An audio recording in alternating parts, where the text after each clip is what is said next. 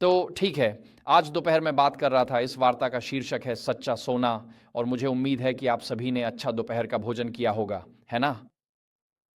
हाँ, मैंने शानदार दोपहर का भोजन किया। मुझे ठीक से याद नहीं कि वह क्या था, लेकिन वह बहुत अच्छा था। सब कुछ इतनी जल्दी पेट में चला जाता है, लेकिन वह एक शानदार भोजन था, और जिन्होंने उसे तैयार किया, उनका धन्यवाद। और अब हमारे पास एक और वार्ता है, और फिर हम सब मिलकर एक प्रश्नोत्तर सत्र करेंगे। तो ये है हमारी यात्रा आज दोपहर की, और अब तक हमने 2 विषयों को कवर किया है। आज हमने आत्मरक्षा के बाइबल अधिकार के बारे में चर्चा की है, और फिर हमने निराशा और पतन की संस्कृति और मसीह में उद्धार के बारे में बात की। और मैं आज दोपहर सच्चे सोने और इन दिनों हो रही कुछ बातों के बारे में चर्चा करना चाहता हूं। तो मैं डिजिटल आईडी और इस तरह की चीज़ों पर उपदेशों की एक श्रृंखला तैयार करने जा रहा हूं। संभवतः मैं नवंबर में मेन में आ रहा हूं। ऐसी चीज़ें हमेशा मेरी ज़िंदगी में मेन में ही होती हैं, और इसलिए मैं वहां उपदेशों की एक श्रृंखला देने जा रहा हूं, क्योंकि हम पशु के चिन्ह के लिए बुनियादी ढांचे के विकास को देख रहे हैं। ये हमारे सामने ही बनाया जा रहा है, और ये बहुत तेज़ी से हो रहा है। ये पूरी दुनिया में हो रहा है, और हमें इसे बहुत बहुत गंभीरता से लेना चाहिए, क्योंकि निकट भविष्य में ऐसा समय आएगा जब जो लोग प्रमुख विचारधारा से असहमत होंगे, उन्हें बस बंद कर दिया जाएगा, और वे डिजिटल रूप से गैर व्यक्ति बन जाएंगे, और इस जीवन में हर चीज़ तक उनकी पहुंच छिन जाएगी। और इसीलिए यह बुनियादी ढांचा हमारे सामने ही बनाया जा रहा है, और आज मैं इसी के बारे में थोड़ा बात करने जा रहा हूं। तो जैसे ही हम शुरू करते हैं, मैं आपसे अनुरोध करता हूं कि मेरे साथ सिर झुकाएं, और हम प्रार्थना के एक शब्द के साथ आरंभ करेंगे। तो क्या हम प्रार्थना करें? स्वर्गीय पिता, जीवन आशीर्वादों धन्यवाद। प्रभु, आत्मिक भौतिक भोजन धन्यवाद, जिससे आपने हमें आशीषित किया। अब प्रभु, जब हम दोपहर साझा कर रहे हैं, मैं प्रार्थना करता हूं कि आपकी पवित्र आत्मा सुंदर शक्तिशाली उपस्थित हो। प्रभु, हम यह जानना चाहते हैं कि इन अंतिम दिनों में हमें किस प्रकार जीवन जीना है। प्रभु, हम जानते हैं कि कठिन समय आने वाला है, ऐसा संकट का समय जैसा कि राष्ट्रों के अस्तित्व में आने के बाद से कभी नहीं हुआ। और फिर भी पिता, हम जानते हैं कि उस यात्रा के अंत में आकाश फट जाएगा, हर पर्वत और द्वीप अपनी जगह से हिल जाएगा, हम यीशु को स्वर्ग के बादलों में आते देखेंगे। प्रभु, हम जानते हैं यह यात्रा कठिन होगी, पर इस कहानी का अंत क्या है हम जानते हैं। पिता, मैं प्रार्थना करता हूँ कि आप हमें बुद्धि, समझ और विवेक दें, ताकि हम सही जीवन जीने का मार्ग जान सकें। मैं प्रार्थना करता हूँ कि जब मैं अब बोलूँ तो आप मुझे आशीर्वाद दें, मेरे शब्द आपके अनुग्रह के सिंहासन से लिए जाएं। यीशु के नाम में हम प्रार्थना करते हैं, आमीन। ठीक है, तो यह जो उपदेश है उसका नाम है सच्चा सोना, और मैं खुद को इस विषय पर बार बार बोलते हुए पाता हूँ, क्योंकि हम अभी अपनी आंखों के सामने कई तरह के पुनर्स्थापन रीसेट के द्वार से गुजर रहे हैं। हम एक मौद्रिक पुनर्स्थापन से गुजर रहे हैं, हम एक आर्थिक पुनर्स्थापन से गुजर रहे हैं, हम एक डिजिटल पुनर्स्थापन से गुजर रहे हैं, और हमारे देश में हम एक सामाजिक पुनर्स्थापन से भी गुजर रहे हैं। हमारे चारों ओर बहुत सारे बदलाव हो रहे हैं, और इसलिए अमेरिका बहुत तेज़ी से बदल रहा है। मुझे नहीं पता कि आप मुझसे सहमत हैं या नहीं, लेकिन मैं कहूँगा कि पिछले नवंबर में जब चुनाव के नतीजे सबके लिए स्पष्ट हो गए थे, उसी क्षण अमेरिका बदल गया था। और उदाहरण के लिए, ट्रांस एक्टिविस्ट्स जो अमेरिका में सबसे शक्तिशाली लॉबी समूह थे, वे लगभग तुरंत ही एक तरफ कर दिए गए, और पिछले 10 या 15 वर्षों की सामाजिक व्यवस्था उलट गई, और अमेरिका ने बदलना शुरू कर दिया। और मैंने ये देखा है कि ऐसी नीतियां जो अक्टूबर 2024 में अकल्पनीय थीं, जनवरी 2025 तक सामान्य मानी जाने लगीं। तो हम अपने देश में एक बहुत बड़ा सामाजिक बदलाव देख रहे हैं। और अगर आप समाचार देखते हैं तो आपके पास, किसी ने मुझे हाल ही में भेजा, उन्होंने कहा, अगर आप काफ़ी झूठ बोलें तो आखिरकार आपको पत्रकारिता मिल जाती है। तो आज यहाँ मौजूद किसी भी पत्रकार से क्षमा चाहता हूँ, लेकिन अगर आप किसी झूठ को बार बार दोहराएं तो आप पत्रकारिता पा लेंगे।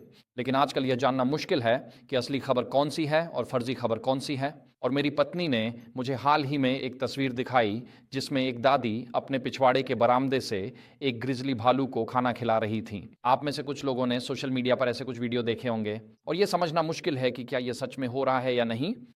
तस्वीरें इतनी विश्वसनीय लगती हैं, जैसे क्या यह सच में एक दादी ग्रिजली को खिला रही हैं या नहीं। और खासकर चार्ली किर्क की हत्या के बाद से अमेरिका और भी ज़्यादा बदल रहा है।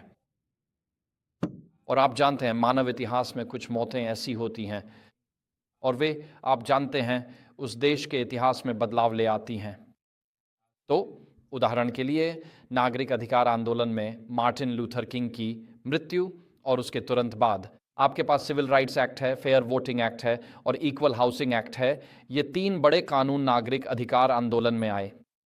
और ब्रिटिश इतिहास में ट्रफलगर की लड़ाई में नेल्सन की मृत्यु, उन्होंने अपनी जान गंवा दी लेकिन युद्ध जीत लिया और इससे यह सुनिश्चित हो गया कि नेपोलियन कभी भी ब्रिटेन पर आक्रमण नहीं कर सकेगा और इसने अगले 100 वर्षों के लिए ब्रिटिश साम्राज्य और प्रोटेस्टेंटिज्म को पूरी दुनिया में फैलने का रास्ता खोल दिया।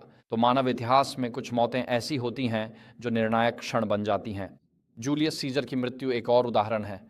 जूलियस सीजर की मृत्यु ने रोमन गणराज्य का अंत कर दिया और इससे साम्राज्यवादी रोम का युग शुरू हुआ।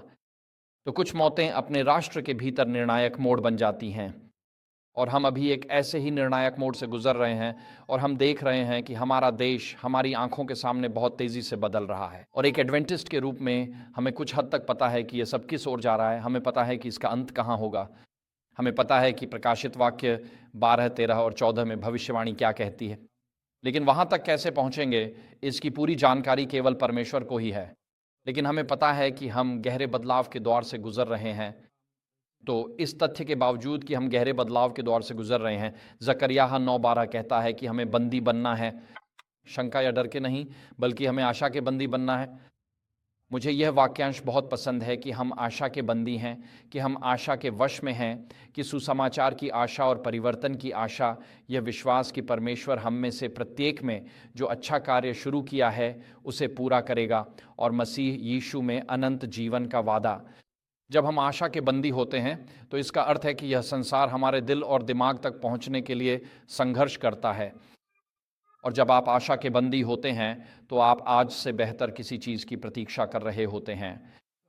तो मैं आज दोपहर हमारी यात्रा के बारे में बताने जा रहा हूँ। यह हमारी यात्रा है। हम सबसे पहले आर्थिक पुनर्स्थापन को देखेंगे, फिर हम अपने चारों ओर हो रहे डिजिटल पुनर्स्थापन को देखेंगे, फिर हम दिल के पुनर्स्थापन को देखेंगे और अंत में आज दोपहर हम अपने निष्कर्षों पर पहुँचेंगे। तो सबसे पहले आइए आर्थिक पुनर्स्थापन के बारे में बात करें।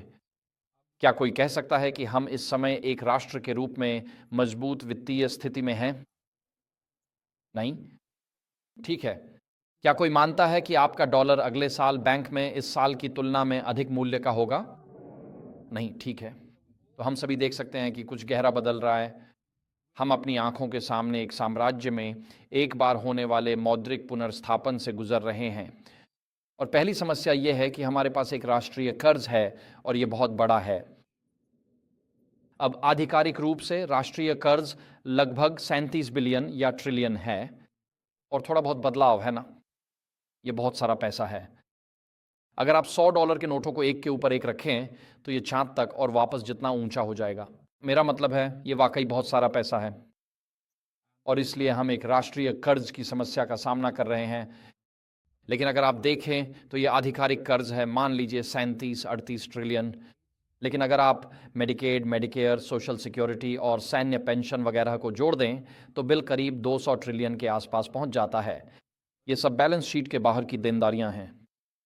मुझे याद है जब मैं मिडिल ईस्ट यूनियन में था, मैं सेक्रेटरी ट्रेजरर था और हमारे सभी रिटायरीज़ के लिए हमारे पास एक रोज़गार देनदारी, एक रिटायरमेंट देनदारी थी जिसकी कीमत लगभग 5 या 6 मिलियन डॉलर थी। लेकिन हमारे पास उसे कवर करने के लिए सिर्फ $1 मिलियन से थोड़ा ज़्यादा संपत्ति थी और इसलिए जब भी मुझे किसी रिटायरी की मृत्यु की खबर मिलती थी तो मैं समझ नहीं पाता था कि मुझे किस तरह प्रतिक्रिया देनी चाहिए।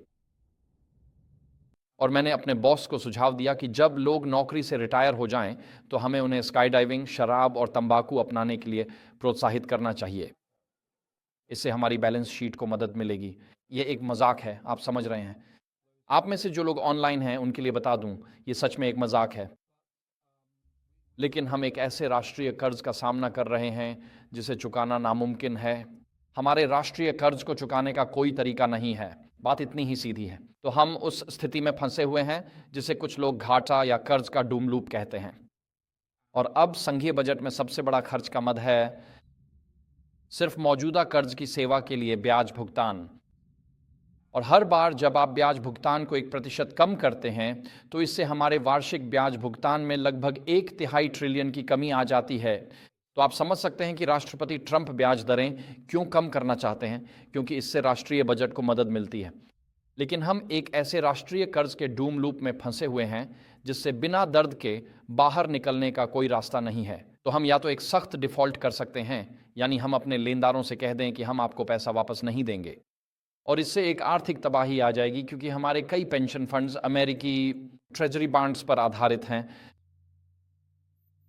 और अगर आप फिडेलिटी, वैनगार्ड या ब्लैक रॉक के साथ जाते हैं, जो अब तक के सबसे बड़े फंड मैनेजर्स हैं और ट्रिलियनों डॉलर की संपत्ति का प्रबंधन करते हैं, अगर आप आज यहाँ रिटायरी हैं तो आपकी रिटायरमेंट आय का बड़ा हिस्सा अमेरिकी ट्रेजरी बॉन्ड्स से होने वाले भुगतान से आता है, क्योंकि आजकल ज़्यादातर रिटायरमेंट फंड्स का केंद्र यही है।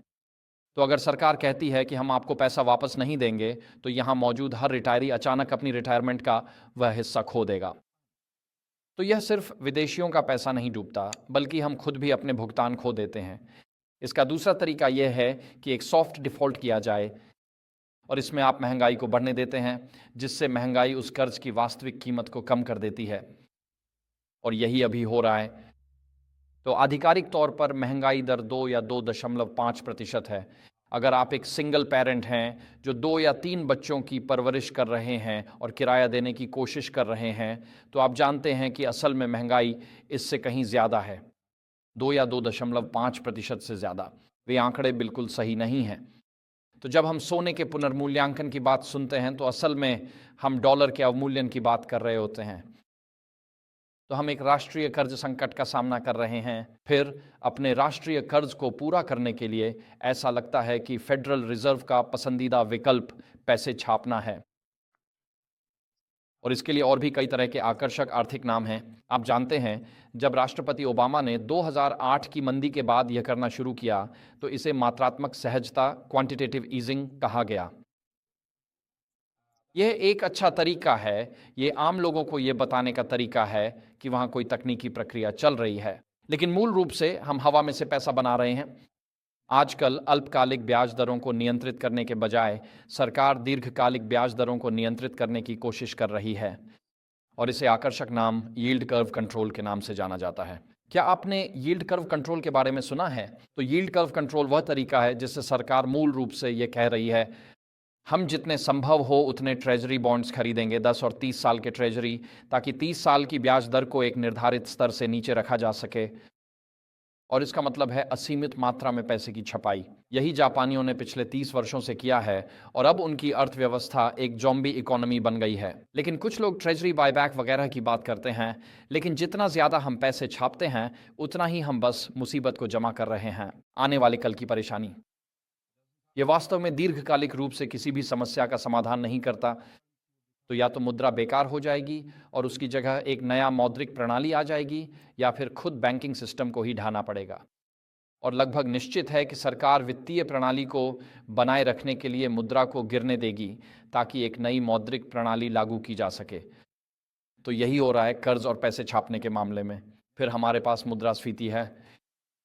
तो क्या हम सब ने यह महसूस किया है कि कीमतें बढ़ रही हैं? हाँ, कीमतें लगातार बढ़ रही हैं और कुल मिलाकर जीवन यापन की लागत भी बढ़ गई है। इसका मतलब है कि हमारी वास्तविक आय में कमी आई है। तो मूल रूप से हम सब हर साल दर साल गरीब होते जा रहे हैं।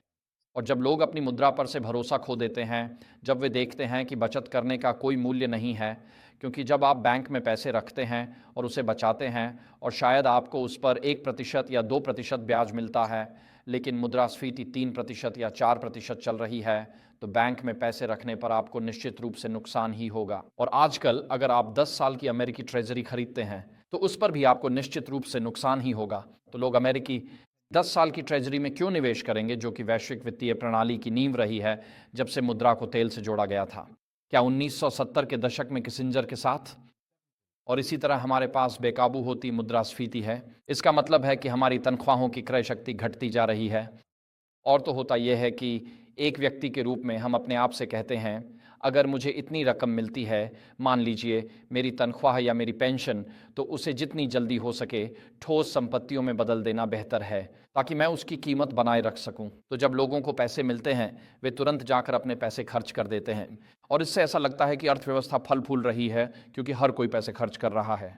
इसे वे क्रैक अप बूम कहते हैं, न कि क्रैक डाउन बूम जिसमें हर कोई जितनी जल्दी हो सके पैसे खर्च कर रहा है, क्योंकि वे अपने बैंक खाते में डॉलर रखना नहीं चाहते, वे उसे किसी और चीज़ में बदलना चाहते हैं। क्रिप्टो, ज़मीन, संपत्ति, सोना, गाड़ियाँ, जो भी हो, वे उसे डॉलर के अलावा किसी भी चीज़ में बदलना चाहते हैं क्योंकि वे जानते हैं कि ठोस संपत्तियां अपनी कीमत बनाए रखेंगी, जबकि अगर आपने डॉलर बैंक में छोड़ दिए तो उसकी कीमत घट जाएगी। और इसलिए जैसे जैसे वेतन की क्रय शक्ति घटती है, इसका मतलब है कि समाज में आपकी जो कीमत है वह भी कम हो रही है। अगर आपको अपने परिवार का पालन पोषण करने के लिए हफ्ते में 40 घंटे काम करना पड़े, महंगाई बढ़ जाती है, तो अब आपको अपने परिवार के लिए 50 घंटे काम करना होगा। यानी आपने अपने श्रम का 20% मूल्य खो दिया है। अगर महंगाई लगातार बढ़ती रहती है तो एक समय आता है जब काम करना फ़ायदेमंद नहीं रहता, क्योंकि अगर आप पूरा दिन ईमानदारी से काम करें तो भी आप अपने बिल नहीं चुका सकते। और फिर होता यह है कि लोग औपचारिक अर्थव्यवस्था से बाहर निकल जाते हैं और अनौपचारिक अर्थव्यवस्था में चले जाते हैं, क्योंकि यही उनका जीने का एकमात्र तरीका बचता है। तो हम एक राष्ट्रीय कर्ज संकट का सामना कर रहे हैं, हमारे पास पैसे छापने की समस्या है। और ये सिर्फ रिपब्लिकन या डेमोक्रेट्स की बात नहीं है, इसमें सभी राजनेता शामिल हैं। और ये सब 50 या 60 साल पहले तक जाता है, जब किसिंजर और निक्सन ने गोल्ड स्टैंडर्ड को छोड़ दिया था। तो अब हम वॉशिंगटन में 50 से 60 साल की फिजूल खर्ची के नतीजे भुगत रहे हैं और अब सारी समस्याएं हमारे सामने आकर खड़ी हो गई हैं। अगर आपको मेरी बात पर यकीन नहीं है तो बस सोने और चांदी की कीमतें देख लीजिए। और ऐसा नहीं है कि सोने की कीमत बढ़ रही है, बल्कि डॉलर की क्रय शक्ति घट रही है। 1 किलोग्राम सोना तो वही रहता है, लेकिन 2 साल पहले 1 औंस सोना खरीदने के लिए आपको $2000 खर्च करने पड़ते थे। अब 1 औंस सोना खरीदने के लिए आपको $4000 खर्च करने पड़ते हैं। केवल एक ही चीज़ बदली है, 5 है ना भाई, वो भी जल्द ही हो जाएगा। केवल एक ही चीज़ बदली है और वो सोना नहीं है। सोना तो नहीं बदला है, बल्कि पिछले 2 सालों में डॉलर की कीमत आधी हो गई है। ये इस बात का संकेत है कि यह बदलाव कितनी तेज़ी से हो रहा है हमारे सामने। इसके समानांतर हमारे पास वह स्थिति है जिसे कुछ लोग जीवन यापन संकट कह रहे हैं, क्योंकि जब आप लगातार महंगाई को पैसे की छपाई और राष्ट्रीय कर्ज के साथ जोड़ते हैं तो हम अब एक भयानक जीवन यापन संकट देख रहे हैं। अब इस आर्थिक पुनर्संयोजन के बीच यह अलग अलग पीढ़ियों को अलग अलग तरीकों से प्रभावित करता है। तो अगर आपकी उम्र 65 साल है और आपने आर्थिक विस्तार के सुनहरे दौर को जिया है, तो हो सकता है आपने 20 साल पहले $2 लाख में एक घर खरीदा हो और अब उसकी कीमत $9 लाख हो गई हो। और आप सोचते हैं कि हमने इससे अच्छा फ़ायदा उठाया है ना? लेकिन उन 20 साल के युवाओं के बारे में सोचिए जो बाहर हैं। उन कॉलेज ग्रेजुएट्स के बारे में सोचिए जो अभी अभी ग्रेजुएट हो रहे हैं। पिछले 20 सालों में वेतन 4 गुना नहीं बढ़े हैं, लेकिन घरों की कीमतें ज़रूर बढ़ गई हैं। तो इसका मतलब है कि युवा लोग अब हाउसिंग सीढ़ी पर चढ़ ही नहीं सकते। वे घर के मालिक बनने को एक असंभव सपना मानते हैं। अगर आप समाज में कभी घर के मालिक नहीं बन सकते तो उस समाज में आपकी कोई हिस्सेदारी नहीं होती। और आजकल के युवा जो हाउसिंग सीढ़ी पर चढ़ने में असमर्थ हैं, वे किराए पर रहने को मजबूर हैं। और वे सिर्फ अकेले किराए पर नहीं रहते, बल्कि 2-3 लोग मिलकर एक छोटे से अपार्टमेंट में रहते हैं, क्योंकि वे सिर्फ इतना ही खर्च उठा सकते हैं। और इस तरह हम युवा पीढ़ी में गुस्से की एक लहर तैयार कर रहे हैं, जो यह देखती है कि कभी भी अपना खुद का घर खरीदने की कोई संभावना नहीं है ताकि वे अपना परिवार बसा सकें। और अगर हम उम्र के बड़े हिस्से में हैं तो हमने घर की कीमतों में बढ़ोतरी का फ़ायदा उठाया है। जब मैंने 2012 में बेरियन स्प्रिंग्स में अपना घर खरीदा था तो उसकी कीमत सिर्फ $2 लाख से थोड़ी ज़्यादा थी। अब ऐसा कहा जाता है, जिलों के अनुसार अब इसकी कीमत लगभग $5 लाख है। लेकिन इस दौरान मेरी तनख्वाह 2.5% नहीं बढ़ी है। इस दौरान मेरी तनख्वाह लगभग 12% बढ़ी है। मैं अपनी फैमिली में देखता हूँ, घर की कीमतों में बढ़ोतरी हुई है। मेरी भुगतान करने की क्षमता से कहीं ज़्यादा है अगर मुझे वही घर फिर से खरीदना पड़े। जब मैं अपने बच्चों को देखता हूँ, सोचता हूँ वे कभी घर कैसे खरीद पाएंगे। इसी वजह से युवा पीढ़ी से छूता महसूस होती है। वे हाउसिंग लैडर पर चढ़ नहीं सकते। तो अब लोग किराए और खाने के बीच चुनाव कर रहे हैं। खाद्य वितरण केंद्रों पर भीड़ उमड़ रही है। बेरियन स्प्रिंग्स में जो एक अच्छा इलाका है, आप जानते हैं, जहां एंड्रयूज़ है, वहां एक कार्यक्रम है जो मंगलवार दोपहर को मुफ्त में खाना बांटता है और वहां कतारें बहुत दूर तक फैली रहती हैं। आप जानते हैं जब ऐसा हो रहा होता है, क्योंकि वहां सिर्फ पड़ोसी से पड़ोसी तक ही कतार नहीं लगती, बल्कि सैकड़ों गाड़ियां मुख्य सड़क पर ऊपर नीचे कतार में खड़ी रहती हैं। ये छात्र हैं, ये प्रोफेसर हैं, ये स्थानीय पेशेवर हैं जो बस जीवन यापन की लागत के साथ नहीं चल पा रहे हैं। और इसलिए बेरियन स्प्रिंग्स में भी और भी अधिक लोग सिर्फ खाने के लिए मुफ्त भोजन पर निर्भर हो रहे हैं। और इस जीवन यापन संकट के कारण लोग वैकल्पिक मूल्य संग्रहण के साधन ढूंढ रहे हैं। वो रहा स्क्रीन पर वहां। मैंने पहले उल्लेख किया था कि बासेल II अंतर्राष्ट्रीय बैंकिंग नियामक ढांचा ये दुनिया भर में बैंकों के लिए नए नियमों की एक श्रृंखला है और पहली बार उन्होंने कहा है कि सोने का उपयोग बैंक अपने रिजर्व के रूप में कर सकते हैं और यह अमेरिकी ट्रेजरी या डॉलर के बराबर है। ट्रेजरी या डॉलर। और ये कुछ ही महीनों पहले लागू हुआ है और ये बैंक ऑफ इंटरनेशनल सेटलमेंट से है और वे ये मान रहे हैं कि जबकि अमेरिका ट्रेजरी अमेरिकी वैश्विक वित्तीय प्रणाली की नींव थी, जब से पेट्रोडॉलर और किसिंजर का समय आया, अब सोना उभर रहा है और सोना अब एक समकक्ष टियर 1 संपत्ति है जिसे दुनिया भर के बैंक इस्तेमाल कर सकते हैं। हम इसे पश्चिम के बड़े बुलियन बैंकों में देखते हैं, जैसे कि कोमैक्स कमर्शियल एक्सचेंज वॉशिंगटन या न्यूयॉर्क में और LBMA में। लंदन बुलियन मार्केट एसोसिएशन के पास दुनिया का सबसे बड़ा चांदी का भंडार है और वे आमतौर पर हर सुबह वैश्विक स्तर पर सोने की कीमत तय करते हैं, क्योंकि वे सोना और चांदी बुलियन ट्रेडिंग के लिए वैश्विक केंद्र थे।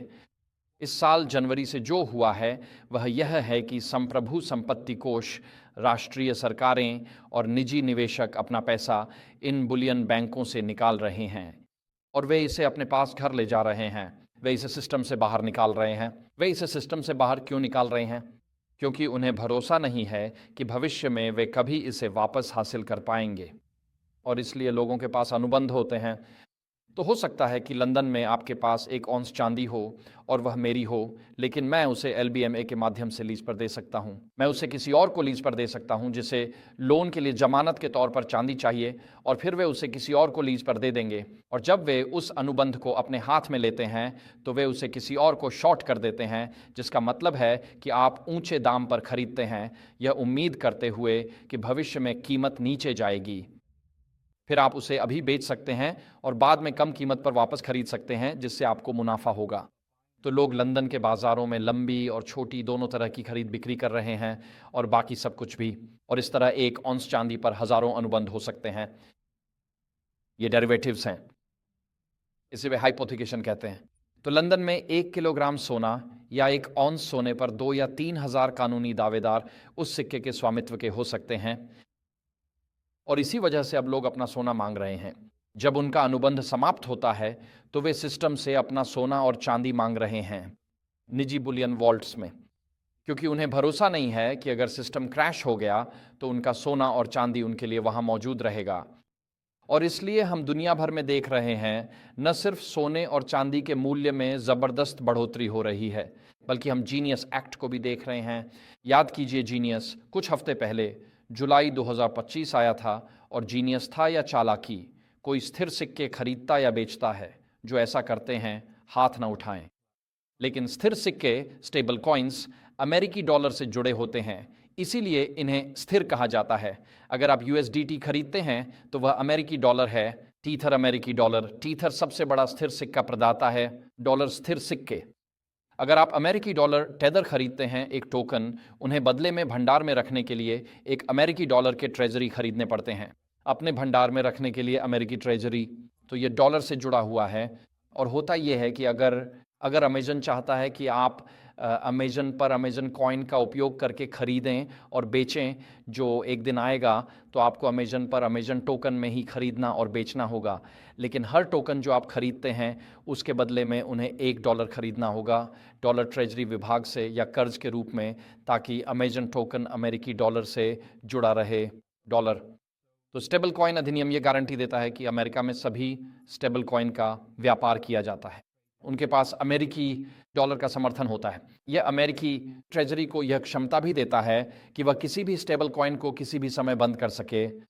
तो यह अमेरिका में निजी कंपनियों के माध्यम से CBDC central bank digital currency की ओर एक वास्तविक तरीका है। और आजकल हमारे पास युवा लोग हैं जो नकद में लेन देन नहीं करते और न ही चेक का इस्तेमाल करते हैं।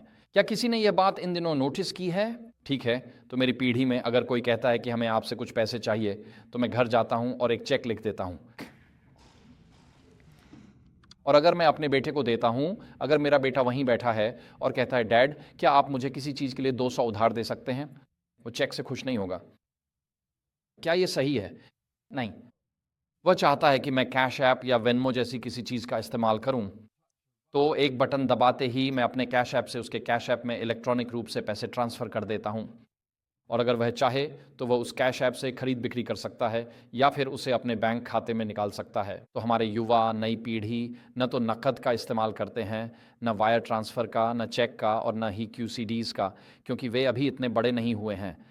वे कैश ऐप्स और वेनमो का इस्तेमाल कर रहे हैं और क्रिप्टो, बिटकॉइन और अन्य डिजिटल विकल्पों में निवेश या सट्टा लगा रहे हैं। और इसका कारण यह है कि युवा लोग डॉलर और पारंपरिक निवेश खातों में निवेश नहीं कर रहे हैं, क्योंकि उन्हें विश्वास नहीं है कि वे अगले 50 सालों तक बने रहेंगे। तो युवा लोग पहले ही अपने कदमों से वोट कर रहे हैं और वे पैसे के इलेक्ट्रॉनिक रूपों की ओर शिफ्ट हो रहे हैं। इसका मुख्य बिंदु यह है कि हम एक मौद्रिक पुनर्संयोजन से गुजर रहे हैं और हमारी आंखों के सामने वैश्विक वित्त की संरचना, हमारे घरेलू आय, हमारी बचत और हमारी पेंशन सब कुछ बदल रहा है। और ये सब मुख्यधारा की मीडिया में घोषित नहीं किया जा रहा है। अगर आप CBC या CNBC या फॉक्स बिजनेस जैसे चैनल देखें तो वे सभी आपको यही बताने की कोशिश करते हैं कि सब कुछ सामान्य है, सब कुछ सामान्य है। लेकिन जब सब कुछ बदल जाता है तो सबसे आखिरी में आम जनता को ही पता चलता है। और इस समय बड़ी वित्तीय संस्थाएं जितनी तेज़ी से हो सके एक नए मौद्रिक प्रणाली में जा रही हैं, और जब सब कुछ ढह जाएगा तो आम जनता ही फंस कर रह जाएगी। तो यही सब हमारे सामने हो रहा है और मुझे उम्मीद है कि अब लंच के बाद आप जल्दी ही खुश हो जाएंगे। आप जानते हैं, पैसा कई चीज़ों का भंडार है, लेकिन पैसा असल में भंडार है समय, ऊर्जा और कौशल का। और मेरी पत्नी ने सोवियत संघ के पतन को खुद देखा है, जहां लोगों को लगता था कि उनका सिस्टम जन्म से लेकर मृत्यु तक चलेगा।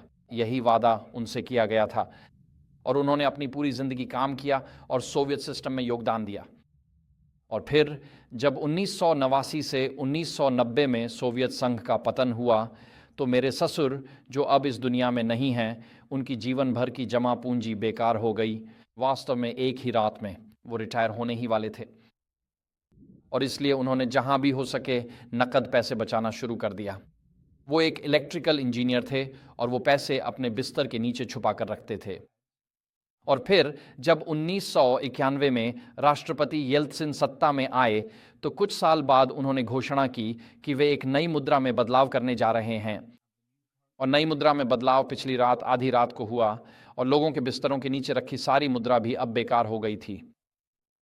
तो उन्होंने ये भारी नुकसान झेले। और मेरे कुछ दोस्त थे जो 1990 के दशक में पोलैंड में थे और उन्हें वेतन मिल रहा था। मैं ज़्लॉटी, जो कि पोलैंड की मुद्रा थी और एक पाउंड स्टर्लिंग के मुकाबले 4000 ज़्लॉटी थे, और एक दिन सरकार ने घोषणा की कि वे मुद्रा से 3 शून्य हटा रहे हैं। तो अगर आपके पास 1000 ज़्लॉटी का नोट था तो अब वह अवैध हो गया था। अब सब कुछ 1 या 10 ज़्लॉटी के नोट, मुख्य रूप से 100, 1000 या 10,000 ज़्लॉटी के नोट, ये सब अवैध हो गए थे और लोगों की जीवन भर की जमा पूंजी एक रात में ख़त्म हो गई। ऐसी चीज़ें होती रहती हैं। ये बस हमारे साथ यहाँ अमेरिका में अभी तक नहीं हुआ है, लेकिन दुनिया भर में कई बार ऐसा हुआ है जहाँ मुद्राएं, सरकारें अपनी मुद्रा का मूल्य रातों रात घटा देती हैं, या वे सचमुच कहते हैं, हाँ, जिस मुद्रा में आपको कल वेतन मिला था वह अब अस्तित्व में नहीं है। और इस तरह आपकी सारी जीवन भर की बचत चली जाती है। और जब आप एक सेवानिवृत्त या पेंशन भोगी होते हैं तो ये बहुत विनाशकारी होता है। और जब मैं अज़रबैजान या ताजिकिस्तान में था तो मैं हर दिन पैदल काम पर जाता था और वहाँ पेंशन भोगी सड़क के किनारे बैठे अपने घर का फर्नीचर बेच रहे होते थे। वे अपना घरेलू फर्नीचर बेच रहे थे क्योंकि उन्हें बस एक रोटी चाहिए थी, एक गोल रोटी जिसे लेप्योश्की कहा जाता है। यह गोल बिना खमीर की रोटी होती है जो तंदूरी ओवन में पकाई जाती है। वे उस दिन खुद को खिलाने के लिए सिर्फ एक लेप्योश्की की तलाश में थे।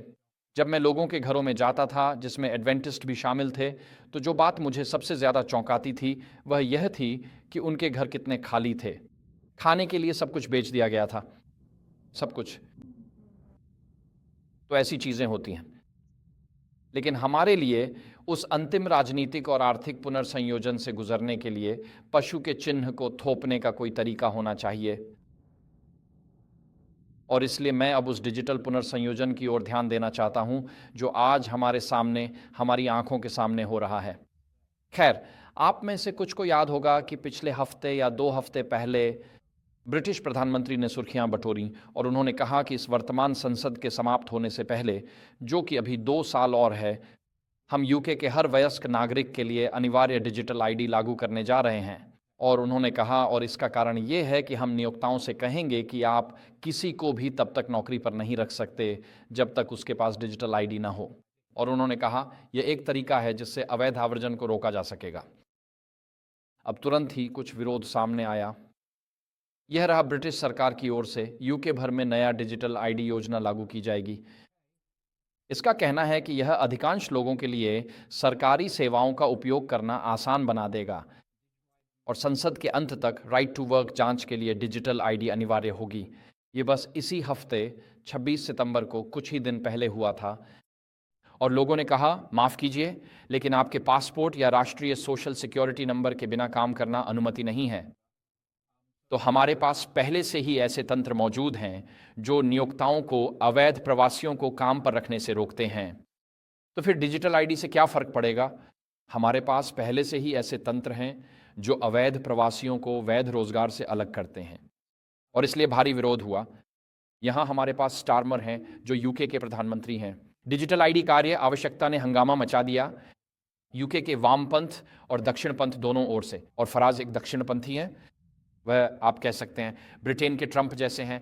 पूरी तरह ट्रंप नहीं, लेकिन उनसे बहुत दूर भी नहीं हैं। और कॉर्बिन हमारे यहाँ के एओसी के समकक्ष हैं। तो आपके पास दाएं और बाएं दोनों ओर से इस आईडी अभियान पर अत्यधिक राज्य शक्ति के रूप में हमला हो रहा है।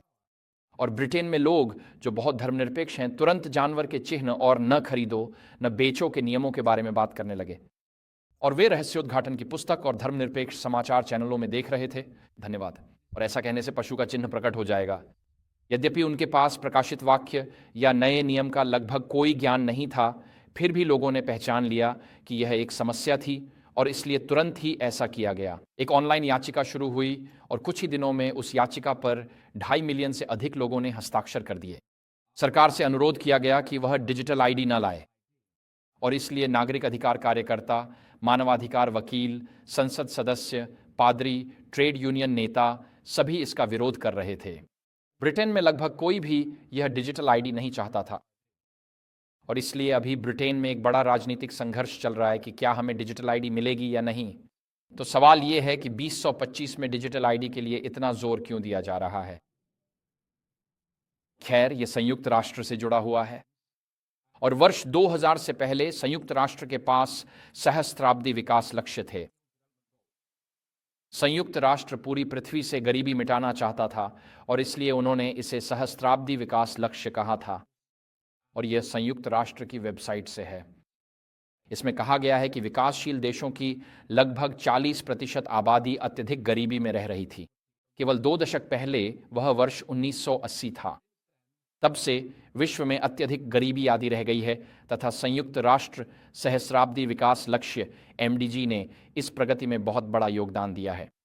अतः संयुक्त राष्ट्र भारत सहस्राब्दी विकास लक्ष्यों के माध्यम से वर्ष 2000 तक गरीबी उन्मूलन का अपना लक्ष्य हासिल नहीं कर सका। इसलिए जैसा कि सभी अच्छे प्रशासक करते हैं, उन्होंने बस लक्ष्य बदल दिया और नाम बदल दिया और फिर इसे एजेंडा 2030 के नाम से जाना जाने लगा।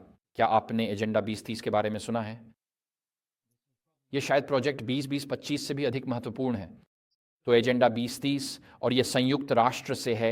यहाँ फिर से लिखा है, सहस्राब्दी विकास लक्ष्यों की सफलता को मान्यता देते हुए और गरीबी उन्मूलन के कार्य को पूरा करने की आवश्यकता को देखते हुए संयुक्त राष्ट्र ने टिकाऊ विकास के लिए महत्वाकांक्षी 2030 एजेंडा को अपनाया, जिसमें शामिल हैं, और फिर यहाँ एक पूरी सूची है इच्छित लक्ष्यों की, जैसा कि वे कहते हैं, गरीबी का अंत, भूखमरी शून्य, अच्छा स्वास्थ्य और कल्याण, गुणवत्तापूर्ण शिक्षा, लैंगिक समानता, स्वच्छ जल और स्वच्छता, सस्ती और स्वच्छ ऊर्जा, सम्मानजनक कार्य और आर्थिक वृद्धि, उद्योग नवाचार और आधारभूत संरचना, असमानताओं में कमी, सतत शहर और समुदाय, जिम्मेदार उपभोग और उत्पादन, जलवायु कार्रवाई, जल के नीचे जीवन, भूमि पर जीवन, शांति, न्याय और मजबूत संस्थान और लक्ष्यों के लिए साझेदारियां। और ये तो अच्छी चीज़ों की एक सूची जैसी लगती है ना? लेकिन इन चीज़ों में हमेशा असली बात बारीकियों में छुपी होती है, और एजेंडा 2030 संयुक्त राष्ट्र की वेबसाइट पर हर जगह है। इसमें से कुछ भी छुपा हुआ नहीं है। और तो संयुक्त राष्ट्र फिर 2015 में 2030 एजेंडा पर सहमति बनने के बाद उन्होंने G3P कार्यक्रम लागू किया, जो कि वैश्विक सार्वजनिक निजी साझेदारी है, और यह उनके विवरणों से लिया गया है। तो आपके पास यहाँ नीति निर्माता हैं, और फिर आपके पास बैंक ऑफ इंटरनेशनल सेटलमेंट्स है, जो दुनिया के बैंकों का केंद्रीय बैंक है। फिर आपके पास दुनिया के केंद्रीय बैंक हैं, जैसे बैंक ऑफ इंग्लैंड या फेडरल रिजर्व। फिर आपके पास ये संस्थाएं हैं, आपके पास वर्ल्ड इकोनॉमिक फोरम है, Council for Foreign Relations, Club of Rome, London का चैथम हाउस और रॉकफेलर्स, ये सभी वैश्विक थिंक टैंक हैं। फिर आपके पास नीति वितरक होते हैं, तो वे यहाँ नीति नहीं बनाते, लेकिन वे इसे दुनिया भर में वितरित करते हैं।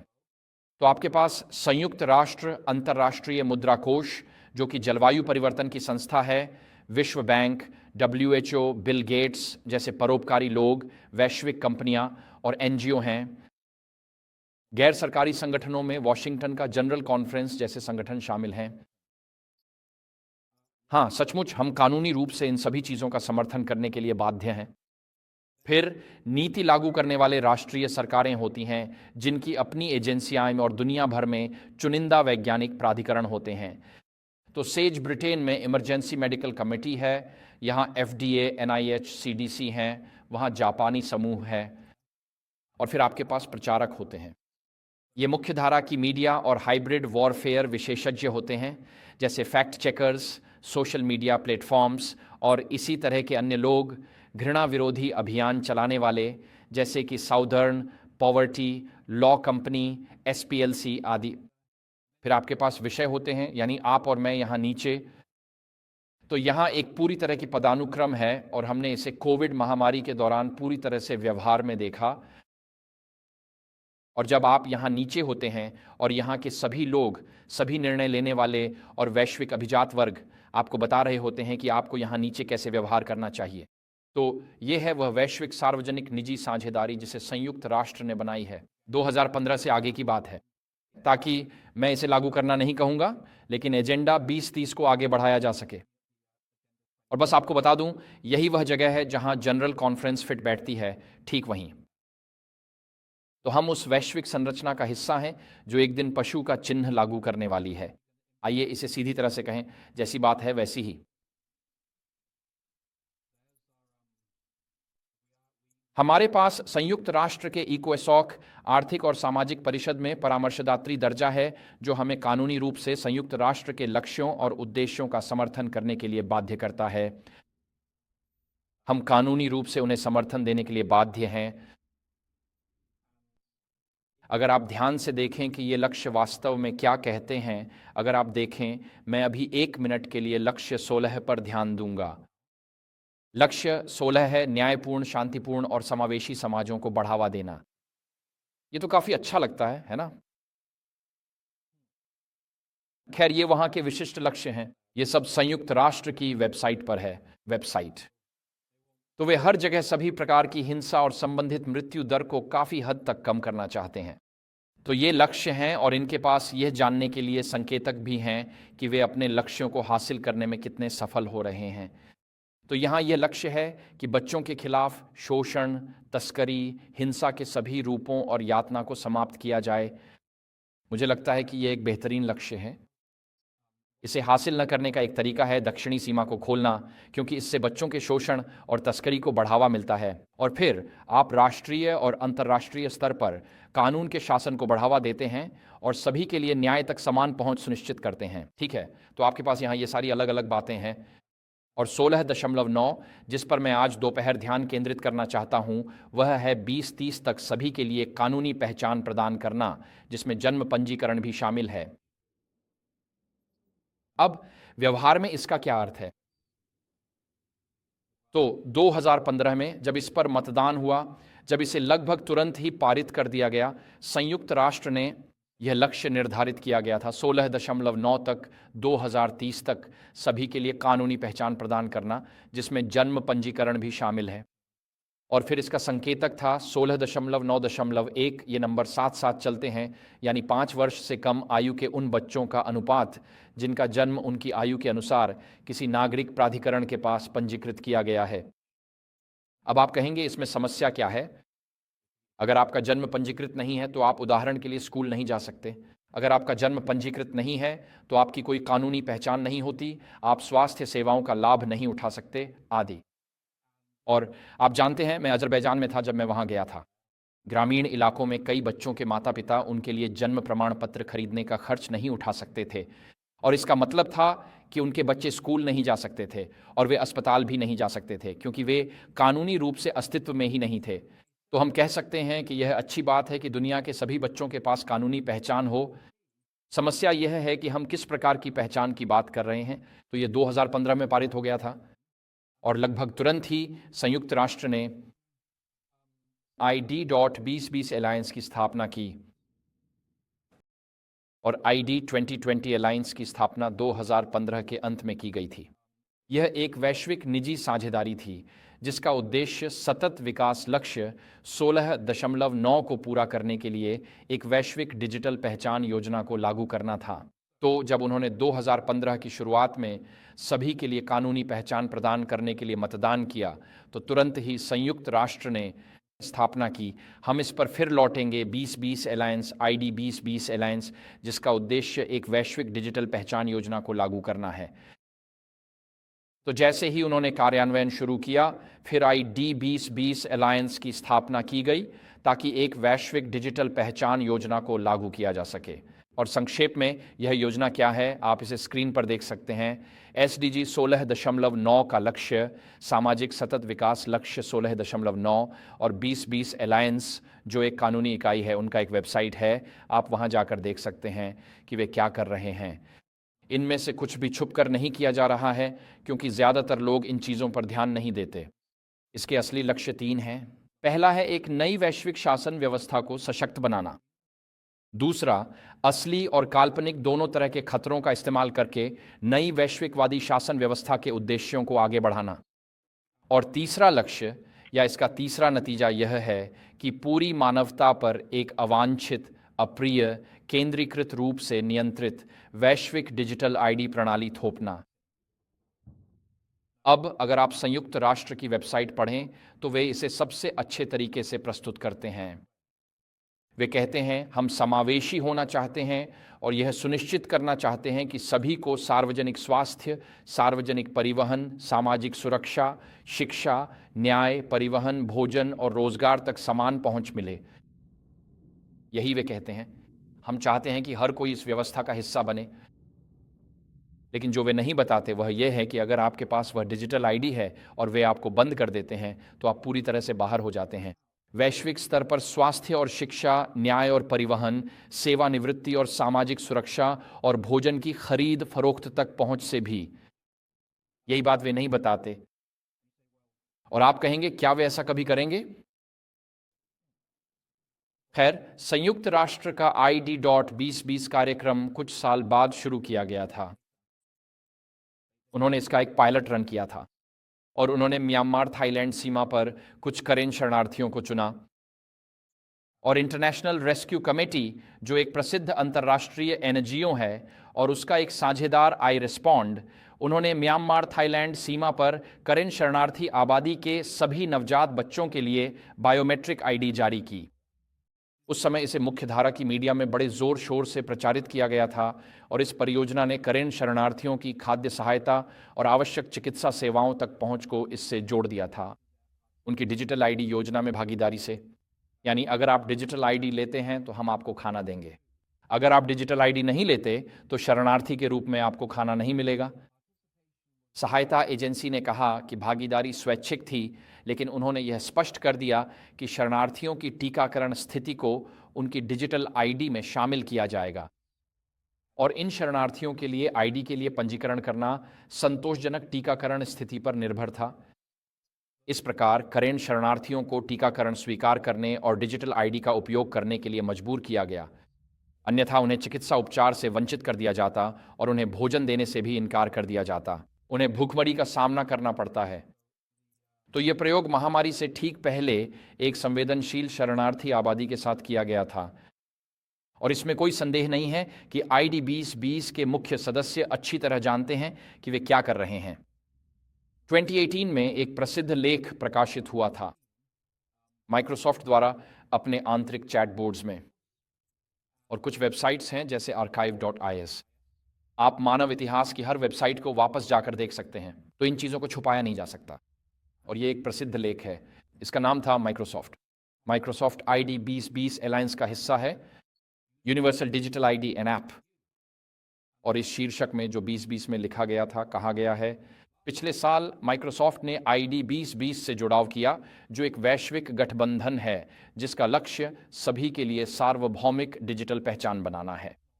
ऐसी पहल के सामाजिक, आर्थिक और नैतिक प्रभाव क्या होंगे? खैर, लेख आगे बताता है कि यह कैसे काम करेगा और फिर यह चर्चा करता है कि एक वैश्विक डिजिटल आईडी सिस्टम का क्या प्रभाव पड़ेगा उन लोगों पर जो प्रमुख विचारधारा के साथ नहीं चलते। उन्होंने अपने लेख में इस पर चर्चा की और लेख के अंत के पास लिखा है, जैसे जैसे अधिक से अधिक लेन देन डिजिटल स्वरूप में होते जा रहे हैं और एक एकल वैश्विक पहचान मानक के इर्द गिर्द बनाए जा रहे हैं जिसे माइक्रोसॉफ्ट समर्थन करता है, यह सवाल प्रासंगिक हो जाता है कि इस विकसित होती वैश्विक समुदाय और अर्थव्यवस्था का संचालन कौन करेगा, खासकर जब सिस्टम में भाग न लेने वाले लोग वस्तुएं या सेवाएं खरीद या बेच नहीं पाएंगे। तो लीजिए, आपके सामने है। यहाँ तक कि ID.2020 माइक्रोसॉफ्ट के लोग इस आंतरिक चर्चा चैट बोर्ड पर यह विशेष चर्चा काफ़ी कुख्यात हो गई थी कि डिजिटल आईडी सिस्टम में भाग न लेने वाले लोग वस्तुएं या सेवाएं खरीद या बेच नहीं पाएंगे। क्या यह बात आज यहाँ किसी को जानी पहचानी लगती है? ठीक है, तो ये सब कुछ हमारी आंखों के सामने हो रहा है। हम सिर्फ एक मौद्रिक पुनर्संयोजन नहीं देख रहे हैं, हम पृथ्वी के हर व्यक्ति के लिए एक डिजिटल पुनर्संयोजन की कोशिश देख रहे हैं। जब संयुक्त राष्ट्र वैश्विकवादी शासन समावेशन की बात करता है तो वास्तव में वे एक वैश्विक डिजिटल आईडी सिस्टम बना रहे हैं जो स्वभाव से ही बहिष्कृत करने वाला है और यह आलोचकों को दंडित कर सकता है या असंतुष्ट आवाज़ों को चुप करा सकता है, सिर्फ उन्हें डिजिटल आईडी सिस्टम से काटकर। और यह डिजिटल तंत्र जो मार्क ऑफ द बीस्ट थोपने के लिए है, हमारे सामने ही बनाया जा रहा है। और यही कारण है कि आज हम पूरी दुनिया में डिजिटल आईडी के लिए एक बार फिर जोरदार प्रयास देख रहे हैं। ये सिर्फ ब्रिटेन में ही नहीं बल्कि ये कई देशों में हो रहा है और कई देशों में सरकार को यह करना चाहिए, कुछ अन्य देशों में इसका विरोध हो रहा है, लेकिन आज हमारे चारों ओर यही हो रहा है। मुझे यकीन नहीं है ये कैसे और कब अमेरिका में लागू किया जाएगा, ये तो मुझे नहीं पता, लेकिन मैं इतना ज़रूर जानता हूं कि सरकारों के पास चीज़ों को लागू करवाने के लाखों तरीके होते हैं। वे कहते हैं, आप क्यों नहीं गुजरते, इससे आपकी सरकारी प्रक्रिया आसान हो जाएगी। और अगर आप कुछ क्लिक करते हैं बिना समझे कि यह डिजिटल आईडी है, तो आप अपनी पेंशन प्रक्रिया तेज़ करने के लिए साइन अप करते हैं और आप डिजिटल आईडी के लिए साइन अप कर चुके होते हैं। तो सरकारें इसे या तो सख्ती से लागू कर सकती हैं या फिर नरमी से लागू कर सकती हैं। वे इसे लोहे की मुट्ठी से ला सकते हैं या मखमली दस्ताने के साथ ला सकते हैं, लेकिन ये डिजिटल आईडी हमारे रास्ते में आ रही है। अगर आपको मेरी बात पर यकीन नहीं है तो मैं जिन हवाई जहाज़ में मुझे एयरपोर्ट पर पासपोर्ट की ज़रूरत नहीं पड़ती, मैं बस एक कैमरे के सामने खड़ा हो जाता हूँ, मेरी आंखों को देखता है और कहता है, आप वही हैं। आजकल हवाई जहाज़ों में यही तरीका अपनाया जा रहा है। वे बायोमेट्रिक पहचान का इस्तेमाल कर रहे हैं। अगर आप शिकागो ओहेयर एयरपोर्ट से गुजरते हैं तो आप लंबी कतार में खड़े रह सकते हैं, अपनी फ़्लाइट भी मिस कर सकते हैं, या फिर आप क्लियर से जा सकते हैं, जहां आपको बस उसके सामने देखना होता है। वह आपकी तस्वीर लेता है और फिर कहता है, हाँ, आप जा सकते हैं। और जब आप विदेश से वापस आते हैं, अगर आप विदेश से लौटते हैं और आपके पास ग्लोबल एंट्री प्रोग्राम है, तो आप JFK पर उतरते हैं और आपकी अगली फ़्लाइट शिकागो के लिए 90 मिनट बाद है, और JFK में इमिग्रेशन में 5000 लोग हैं, तो आप जानते हैं आप कभी भी उस भीड़ से नहीं निकल पाएंगे।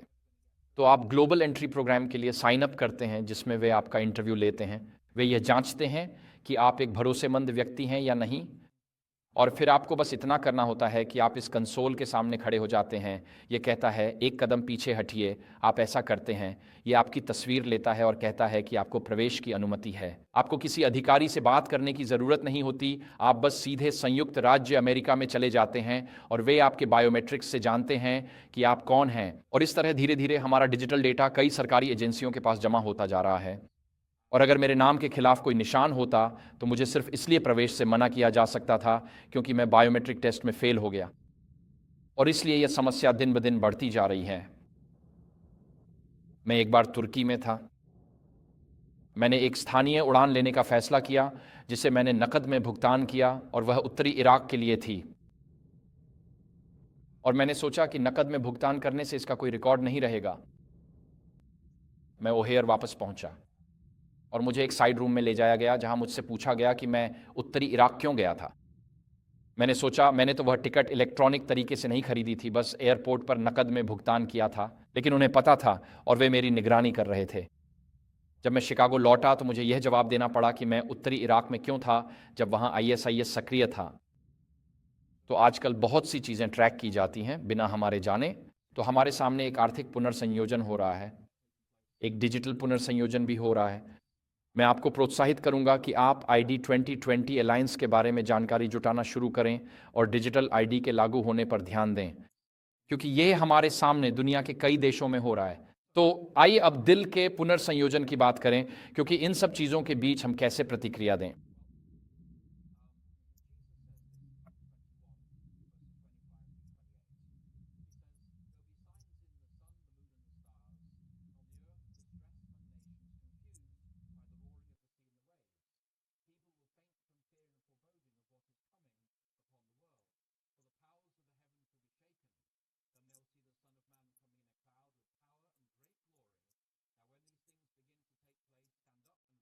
वे कहते हैं कि तो जब लोगों के दिल डर के कारण कांप रहे होंगे कि दुनिया पर क्या आने वाला है, तब हमें आशा के बंदी बनना है, जैसा कि जकरिया 9 और आयत 12 में लिखा है। और परमेश्वर ने हमें इन अंतिम दिनों में एक भविष्यवाणी करने वाली आवाज़ और संदेश दिया है, ताकि हम अंधकार और निराशा में न चलें, बल्कि आशा से भरे दिलों के साथ प्रकाश में चलें। आज की दुनिया में जो कुछ हो रहा है, उसे देखकर ऐसा करना मुश्किल है, लेकिन यही वह है जिसके लिए परमेश्वर हमें बुला रहा है। लूका अध्याय 19 में यीशु आगे यह कहते हैं। वे यह यरूशलेम के बच्चों से कहते हैं। वे कहते हैं, जब वह पास आए और नगर को देखा तो उस पर रो पड़े और कहा, यदि तू, हाँ तू ही, अर्थात यरूशलेम, आज के दिन वह बातें पहचान लेता जो तेरी शांति के लिए हैं, पर अब वे तेरी आंखों से छिप गई हैं। निश्चय ही वे दिन तुझ पर आएंगे जब तेरे शत्रु तेरे चारों ओर घेरा डालेंगे, तुझे घेर लेंगे और हर ओर से तुझे दबा लेंगे। वे तुझे और तेरे भीतर के बच्चों को भूमि पर पटक देंगे, और तेरे भीतर एक पत्थर पर दूसरा पत्थर भी नहीं छोड़ेंगे, क्योंकि तूने अपने दर्शन के समय को नहीं पहचाना परमेश्वर की ओर से। और इस प्रकार यीशु ने यरूशलेम के लोगों पर अपना न्याय घोषित किया, और शिष्यों ने देखा कि यीशु ने कहा कि यहाँ एक पत्थर पर दूसरा पत्थर भी नहीं छोड़ा जाएगा। और मत्ती 24 में शिष्य इस बात से परेशान थे, क्योंकि उनके लिए मंदिर ही पृथ्वी का केंद्र था। मंदिर ही परमेश्वर और मानवता के बीच मिलने का स्थान था। मंदिर ही वह स्थान था जहाँ बलिदान प्रणाली में क्षमा प्राप्त होती थी। इसलिए उनके लिए मंदिर ही मानवता के उद्धार की परमेश्वर की योजना का केंद्र बिंदु था। वहीं पर परमेश्वर ने पूजा सेवा में मानवता से मुलाकात की थी।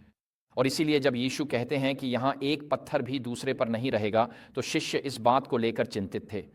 यीशु किस बारे में बात कर रहे हैं? और इसलिए यीशु यहाँ रोमियो द्वारा 70 ईस्वी में यरूशलेम के विनाश के बारे में बात कर रहे थे। बहन व्हाइट ने इसके बारे में ग्रेट कंट्रोवर्सी पुस्तक के पृष्ठ 25 पर लिखा है। वह इस अंश और मत्ती 24 में समानांतर अंश के बारे में बोलते हुए कहती हैं, मसीह ने उनके सामने उन प्रमुख घटनाओं की रूपरेखा प्रस्तुत की जो समय के अंत से पहले घटित होंगी, अर्थात यीशु के दूसरे आगमन से पहले। उस समय उनके शब्द पूरी तरह से समझ में नहीं आए थे, लेकिन उनका अर्थ तब प्रकट होना था जब उनके लोगों को उसमें दी गई शिक्षा की आवश्यकता होगी। उस भविष्यवाणी का जो उन्होंने कही थी दोहरा अर्थ था। जबकि यह यरूशलेम के विनाश की छाया दिखाता है, यह अंतिम महान दिन के भयावह दृश्यों का भी पूर्वाभास देता है। और इसी तरह लूका 19 और फिर मत्ती 24 में यीशु ये भविष्यवाणियां देते हैं जो स्पष्ट रूप से रोमनों द्वारा 70 ईस्वी में यरूशलेम के विनाश और यहूदी राष्ट्र के एक स्वतंत्र इकाई के रूप में अंत से संबंधित हैं उस समय, और वह इसे अपने समय के अंत के बारे में चर्चा के साथ जब यीशु फिर से आएंगे आपस में मिला देते हैं। और विशेष रूप से आप मत्ती 24 को पद दर पद पढ़ सकते हैं और पहचान सकते हैं, यह यरूशलेम का पतन है, यह मसीह का दूसरा आगमन है। लेकिन वे दोनों घटनाओं के लिए समान चित्रात्मक भाषा का उपयोग करते हैं, विनाशकारी घटनाएं। तो मत्ती 24 में यीशु एक वाक्यांश का उपयोग करते हैं, और फिर यदि आप शास्त्र की तुलना शास्त्र से करें तो लूका 21 में हमें उसका स्पष्टीकरण मिलता है। तो मत्ती 24 में यीशु शिष्यों से कहते हैं, जब तुम उस विनाशकारी अपवित्रता को पवित्र स्थान में खड़ा देखो, जैसा कि भविष्यवक्ता दानियेल ने कहा था, तो जो यह पढ़े वह समझे। तब जो यहूदिया में हैं वे पहाड़ों की ओर भाग जाएं। और यहाँ यीशु यरूशलेम के विनाश के बारे में बात कर रहे हैं, रोमियों के द्वारा, जिन्होंने ईस्वी 66 में आक्रमण किया और ईस्वी 70 में यरूशलेम को नष्ट कर दिया। और लूका में समानांतर पद में लिखा है, जब तुम यरूशलेम को सेनाओं से घिरा हुआ देखो तब जान लो कि उसका विनाश निकट आ गया है। तब जो यहूदिया में हैं वे पहाड़ों की ओर भाग जाएं, और जो नगर के भीतर हैं वे उसे छोड़ दें, और जो देश के बाहर हैं वे उसमें प्रवेश न करें। तो जब आप खुद से पूछते हैं यह विनाशकारी अपवित्रता या उजाड़ने वाली घृणित वस्तु क्या है, कुछ अनुवादों में मत्ती में लिखा है, लूका इसे स्पष्ट करता है। जब तुम यरूशलेम को घिरा हुआ देखो, ये रोमी मूर्ति पूजक सेनाएं हैं और वे पवित्र स्थान में खड़ी हैं। अब वह पवित्र स्थान मंदिर का पवित्र स्थान नहीं है। यरूशलेम की दीवारों के बाहर एक क्षेत्र था जिसे पवित्र स्थान कहा जाता था, और वहीं पर सबसे पहले रोमियों ने ईस्वी 66 में प्रवेश किया था। और जब वे ईस्वी 66 में आए तो वे यरूशलेम नगर में आए और उन्होंने लगभग पूरे नगर को घेर लिया। लेकिन फिर रोमी सेनापति, जिसका नाम सेस्टियस था, उसने यरूशलेम के बाहर उस पवित्र भूमि पर अपने मूर्ति पूजक झंडे गाड़ दिए। और यही वह बात है जिसके बारे में यीशु इन दोनों अंशों में बोल रहे हैं। लेकिन फिर जो हुआ, मुझे यकीन है आप इस कहानी को जानते हैं, किसी कारणवश जो आज भी इतिहासकारों के लिए अज्ञात है, उस रोमी सेनापति ने अपनी सेनाएं वापस दमिश्क बुला लीं। और मसीहियों ने यीशु की इस चेतावनी को सुना और मसीही यरूशलेम से भाग गए, और वे यर्दन नदी पार करके पेला नामक नगर में चले गए, जो गलील सागर के ठीक दक्षिण में है, जो आज जॉर्डन में स्थित है। और ऐसा माना जाता है कि यरूशलेम के विनाश में एक भी मसीही नहीं मरा, यानी मसीहियों ने यीशु की चेतावनियों को गंभीरता से लिया। तो यदि यरूशलेम के विनाश में एक भी मसीही नहीं मरा, तो सैकड़ों हजारों लोग मारे गए, और जो बच गए उन्हें सभी को गुलामी में बेच दिया गया।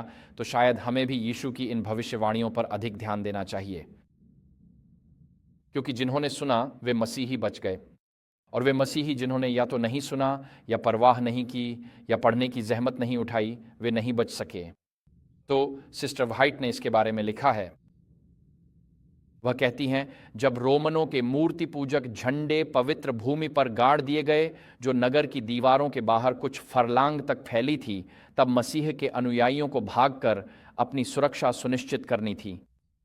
जब चेतावनी के संकेत दिखें तो जो बचना चाहते हैं उन्हें एक पल की भी देरी नहीं करनी चाहिए। वह आगे कहती हैं, जब सेस्टियस के नेतृत्व में रोमनों ने नगर को घेर लिया था, तब उन्होंने अचानक घेराबंदी छोड़ दी। जब सब कुछ तत्काल हमले के लिए अनुकूल प्रतीत हो रहा था, यह ईस्वी 66 में हुआ था। घिरे हुए लोग सफल प्रतिरोध की आशा छोड़ चुके थे और वे आत्मसमर्पण के लिए तैयार हो गए थे।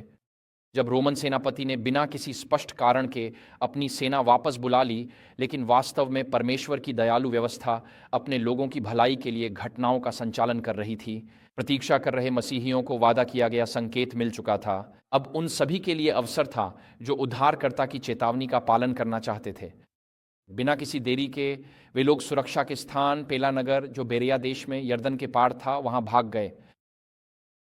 और इस प्रकार जब यरूशलेम और मंदिर का विनाश हुआ, तब मसीही जानते थे कि लूका 19 और मत्ती 24 में मसीह ने जो चेतावनियां दी थीं वे क्या थीं। और जब उन्होंने रोम के झंडे शहर के बाहर देखे और रोमियों ने पीछे हटना शुरू किया, तो मसीहियों ने संहेद्रिन से पत्र का इंतजार नहीं किया कि अब जाने का समय है। वे यीशु की शिक्षाओं को जानते थे और वे भाग गए। तो मैं इसके बारे में क्यों बात कर रहा हूं? बहन व्हाइट, आज हम पैसे और मौद्रिक प्राप्तियों के बारे में बात कर रहे हैं। बहन व्हाइट कहती हैं कि अब परमेश्वर के लोगों के लिए यह समय नहीं है कि वे अपनी संपत्ति इस संसार में जमा करें। वह समय दूर नहीं है जब प्रारंभिक शिष्यों की तरह हमें भी उजाड़ और एकांत स्थानों में शरण लेने के लिए मजबूर होना पड़ेगा। जैसे रोमनों की सेनाओं द्वारा यरूशलेम की घेराबंदी यहूदिया के मसीहियों के लिए पलायन का संकेत थी, वैसे ही हमारे देश द्वारा पोप के सब्त को लागू करने वाले आदेश में शक्ति के प्रयोग को हमारे लिए चेतावनी समझना चाहिए। उस समय बड़े शहरों को छोड़ने का समय होगा, ताकि छोटे शहरों को छोड़कर पहाड़ों के बीच बने साधारण घरों और एकांत स्थानों में जाने की तैयारी की जा सके। मुझे लगता है कि हम सभी एडवेंटिस्ट होने के नाते इस विचार से परिचित हैं, जिसके बारे में हम यहाँ बात कर रहे हैं, कि जब पोप के सब्त अर्थात रविवार को संयुक्त राज्य अमेरिका में लागू किया जाएगा, तो वह बड़े शहरों को छोड़ने की चेतावनी होगी। अब मैं नहीं जानता कि आपके अनुसार बड़े शहर की परिभाषा क्या है।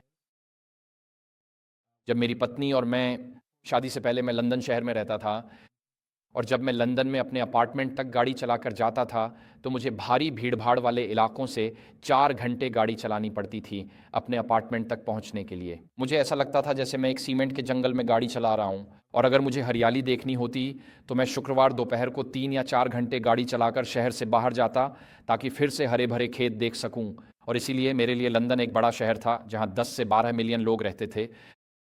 और फिर जब मेरी शादी मेरी पत्नी से हुई, हम एक शहर में रह रहे थे जिसका नाम बाकू है, जो अज़रबैजान की राजधानी है, जहां बहुत सारे सोवियत अपार्टमेंट ब्लॉक थे। और हम एक बड़े शहर में रह रहे थे जहां मेट्रो थी और बाकी सब कुछ था, और हम शहर में ही रहते थे। और रात को आपके घर के नीचे मेट्रो की गड़गड़ाहट सुनाई देती थी। और फिर जब हम अमेरिका आए, तो हम दक्षिणी मिनेसोटा के एक छोटे शहर में आए। ये एक 50,000 की आबादी वाला शहर था। मैं 1.2 करोड़ के साथ रहने का आदी था, फिर 20 लाख के साथ। मैं 50,000 की आबादी में आया और सोचा, यार ये तो वाकई छोटा है। मेरी पत्नी कहती है, यहाँ तो बहुत छोटा है। मैंने कहा, हाँ, लगता तो ऐसा ही है। और फिर जब हम वहाँ से नॉर्दर्न मिनेसोटा 12,000 की आबादी वाले शहर में गए, तो मैंने कहा, यार ये तो और भी छोटा होता जा रहा है। और फिर 2011 में हम बेरियन स्प्रिंग्स चले गए, जो लगभग 3,000 से 4,000 लोगों का एक शहर है, छात्रों को मिलाकर। मान लीजिए कुल मिलाकर 8,000 लोग। हमें लगा हम तो जैसे वीरान जगह में आ गए हैं। जैसे क्या यहाँ लोग सच में रहते हैं? यहाँ कोई वॉलमार्ट नहीं है? बिना वॉलमार्ट के आप कैसे रह सकते हैं? एकमात्र अच्छी बात यह थी कि यहाँ एक टाको बेल था, लेकिन फिर वह भी बंद हो गया। तो यह वाकई बुरी खबर थी। तो हम बड़े शहर से छोटे, फिर और छोटे और छोटे और छोटे इलाकों में चले गए। मुद्दा यह है कि आप जिस जगह रह रहे हैं, उसके हिसाब से आपके लिए बड़ा शहर की परिभाषा बदल सकती है। मेरे कुछ दोस्त लोमा लिंडा में काम करते हैं, और वे देश के उस पार घाटी के सामने रहते हैं, जो वहाँ पहाड़ों की तलहटी में एक घनी आबादी वाला इलाका है। उनके लिए वह इलाका देहात है, लेकिन मेरे लिए यह एक बहुत ही शहरीकृत क्षेत्र है। और इसलिए हर किसी की बड़े शहरों को छोड़ने की परिभाषा अलग अलग होती है। लेकिन मैं इतना ज़रूर कहूँगा, अगर आप आजकल किसी बड़े अमेरिकी शहर में रहने का फैसला करते हैं, तो आपको अपनी सोच पर गौर करना चाहिए। क्योंकि जब तक आपको स्वास्थ्य या रोजगार के कारण कहीं जाने के लिए मजबूर न किया जाए, लोग अमेरिका में शहरों को छोड़ने की कोशिश कर रहे हैं। यहाँ तक कि महामारी के दौरान भी लोग कैलिफोर्निया छोड़ रहे थे, न्यूयॉर्क छोड़ रहे थे, मैरीलैंड छोड़ रहे थे, और टेक्सास, फ्लोरिडा और टेनेसी में घर खरीद रहे थे। और धर्मनिरपेक्ष लोग भी बड़े शहरों से बाहर जा रहे थे क्योंकि उन्होंने देखा कि सामाजिक एकता टूट रही है। तो अगर धर्मनिरपेक्ष लोग भी देख सकते हैं कि सामाजिक एकता टूट रही है, तो सच कहूं, आजकल कौन रात में पोर्टलैंड के डाउनटाउन में रोमांटिक सैर के लिए जाता है? कोई नहीं। आप पर मिर्ची स्प्रे किया जा सकता है या आपके सिर पर वार किया जा सकता है। आप जानते हैं उन सड़कों पर हिंसा है, यह हर रात लगातार होता है। कोई भी अपनी मर्जी से शहरों में नहीं जा रहा है, लोग शहरों से बाहर जा रहे हैं, यहाँ तक कि धर्मनिरपेक्ष लोग भी। तो सिस्टर व्हाइट यहाँ कहती हैं कि जैसे ही रोमन सेनाएम उनका आगमन यह संकेत था कि यहूदिया के ईसाइयों को भाग जाना चाहिए, वैसे ही संयुक्त राज्य अमेरिका में पोप के सब्त का दिन हमारे लिए चेतावनी होगा कि हम बड़े शहरों को छोड़कर छोटे शहरों में चले जाएं और अंततः पहाड़ों के बीच एकांत स्थानों में बस जाएं। तो यहाँ वह एक क्रमिक प्रक्रिया के बारे में बात करती हैं और उस पोप के सब्त के बारे में वह कहती हैं कि रविवार, ये कैथोलिक रिकॉर्ड 1 सितंबर 1923 से है। आज किसी ने मुझसे इस बारे में एक सवाल पूछा था। ये वही उद्धरण है जो मैंने आपके लिए रखा था। रविवार हमारी अधिकार की निशानी है, चर्च बाइबल से ऊपर है, और सब्त के पालन को रविवार में स्थानांतरित करना यही इस तथ्य का प्रमाण है। इसीलिए हम रविवार को पोप का सब्त कहते हैं और आप इसे कैथोलिक रिकॉर्ड 1 सितंबर में पाएंगे। लेकिन अगर आप कैटेकिज्म में भी देखें, जहां हम 10 आज्ञाओं पर चर्चा करते हैं, वहां भी कैथोलिक अधिकार द्वारा परमेश्वर के नियम को बदलने पर कुछ चर्चा है। लेकिन सिस्टर व्हाइट इस बारे में बात करती हैं और वह कहती हैं कि जैसे जैसे हम इस समय से गुजर रहे हैं, वह कहती हैं कि हमें अपनी संपत्ति को आत्मसंतुष्टि में खर्च करने के बजाय हमें बचत करना सीखना चाहिए। बचत करें। वो कहती हैं कि हमारे मिशनों को बनाए रखना चाहिए और नए मिशनों की शुरुआत करनी चाहिए। मैंने कहीं पढ़ा था कि एडवेंटिस्ट चर्च ने ग्रेट डिप्रेशन के दौरान अमेरिका के इतिहास के किसी भी अन्य दशक की तुलना में अधिक संस्थान खोले थे। जब अमेरिका में आर्थिक रूप से दुनिया बिखर रही थी, तब हम मिशन में निवेश कर रहे थे। और जब मैं जर्मनी में था, महामारी के दौरान मैंने देखा कि वहाँ 3 साल की महामारी में जर्मन एडवेंटिस्ट इतिहास में किसी भी अन्य समय की तुलना में अधिक लाइफस्टाइल वेलनेस सेंटर निजी तौर पर खुले। लोगों का दिल छू गया। उन्होंने देखा कि क्या हो रहा है और कहा, हमें अपने पिता के काम में लगना चाहिए। और जब दूसरे लोग सीमित कर रहे थे, बंद कर रहे थे और सब कुछ रोक रहे थे, तब वफादार एडवेंटिस्ट कह रहे थे कि संकट के समय में ही हम आगे बढ़ते हैं, हम विश्वास में कदम रखते हैं और देखते हैं कि परमेश्वर हमारे लिए क्या करता है। और इसी तरह सिस्टर व्हाइट कहती हैं, अपनी संपत्ति को आत्मसंतुष्टि में खर्च करने के बजाय हमें बचत करने के बारे में सोचना चाहिए। हमारे मिशनों को बनाए रखना चाहिए, नए मिशनों की शुरुआत करनी चाहिए। उपासना स्थलों की आवश्यकता है जहां लोगों को सत्य सुनने के लिए आमंत्रित किया जा सके। इसी समय के लिए, इसी उद्देश्य के लिए परमेश्वर ने अपने भंडारियों को पूंजी सौंपी है। अपनी संपत्ति को सांसारिक व्यवसायों में न बांधें ताकि यह कार्य बाधित न हो। अपने साधनों को वहां रखें जहां आप उन्हें परमेश्वर के कार्य के लाभ के लिए उपयोग कर सकें। अपने खजाने को पहले से ही स्वर्ग में भेज दें।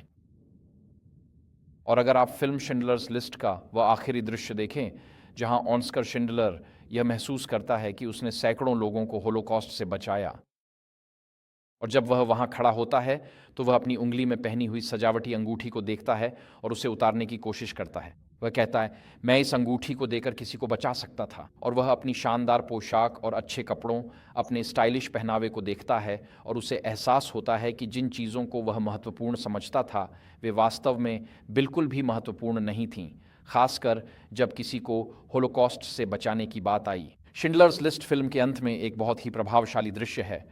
तो सोचिए, हमारे लिए यह एहसास कितना बड़ा होगा जब हम स्वर्ग पहुंचेंगे। कितने लोगों को बचाया जा सकता था अगर हम सुसमाचार साझा करने पर ध्यान केंद्रित करते, और अगर हम पृथ्वी पर अपने राज्य बनाने पर नहीं बल्कि परमेश्वर के राज्य पर ध्यान केंद्रित करते। आज अनुग्रह का राज्य और कल महिमा का राज्य। और इसीलिए सिस्टर व्हाइट कहती हैं, हमें अपने खजाने, अपने धन को स्वर्ग में पहले ही भेज देना चाहिए। और यह वही बात है जो यीशु मत्ती 6:19 से 20 में कहते हैं। मैंने वहाँ खजाना शब्द को लाल रंग में लिखा है, बस इसे जोर देने के लिए। वह कहती हैं, यीशु कहते हैं, अपने लिए पृथ्वी पर खजाने इकट्ठा मत करो, जहाँ कीड़ा और जंग उन्हें नष्ट कर देते हैं और जहाँ चोर सेंध लगाते हैं और चुरा लेते हैं। बल्कि अपने लिए स्वर्ग में खजाने इकट्ठा करो, जहाँ न तो कीड़ा और न ही जंग उन्हें नष्ट करता है, और जहाँ चोर सेंध नहीं लगाते और न ही चुराते हैं, जिन्हें आजकल राजनेता भी कहा जाता है, जो आपकी मुद्रा का अवमूल्यन करते हैं। क्योंकि जहाँ तुम्हारा खजाना है वहीं तुम्हारा हृदय भी होगा। तो हम भौतिक वस्तुएं क्यों इकट्ठा करते हैं? हम आम तौर पर भौतिक वस्तुएं इसलिए इकट्ठा करते हैं क्योंकि भौतिक संपत्ति शारीरिक सुरक्षा का प्रतीक होती है। हम भौतिक वस्तुएं और संपत्ति इसलिए इकट्ठा करते हैं क्योंकि यह हमारे भीतर छिपे डर और भविष्य में क्या हो सकता है इस अनिश्चितता को दर्शाता है। हम मूल रूप से भविष्य के लिए तैयारी कर रहे होते हैं। हम अक्सर बुरे समय के लिए बचत करते हैं। हाँ, हम यह कहावत भी इस्तेमाल करते हैं जिसका मतलब है कि हमें पता है कि बुरा समय आने वाला है और हम आज बचत करके उन बुरे समयों को थोड़ा आसान बनाना चाहते हैं। लेकिन यीशु हमें मत्ती अध्याय 6 में पर्वत पर उपदेश में सिखाते हैं कि भौतिक वस्तुओं का स्वामित्व धन अक्सर चिंता का कारण बनता है, न कि चिंता से बचने का साधन। अब मुझे नहीं पता आपके बारे में, लेकिन मैंने अपने विभिन्न जिम्मेदारियों के दौरान अपने जीवन में कई अमीर लोगों से मुलाकात की है और उनमें से कुछ के डेस्क के सामने एक स्क्रीन पर डाउ जोन्स और S&P 500 चलते रहते हैं। उनकी भावनात्मक स्थिति सचमुच डाउ जोन्स और S&P 500 के साथ ऊपर नीचे होती रहती है। अगर 500 अंक ऊपर चला गया तो दुनिया बहुत अच्छी लगती है।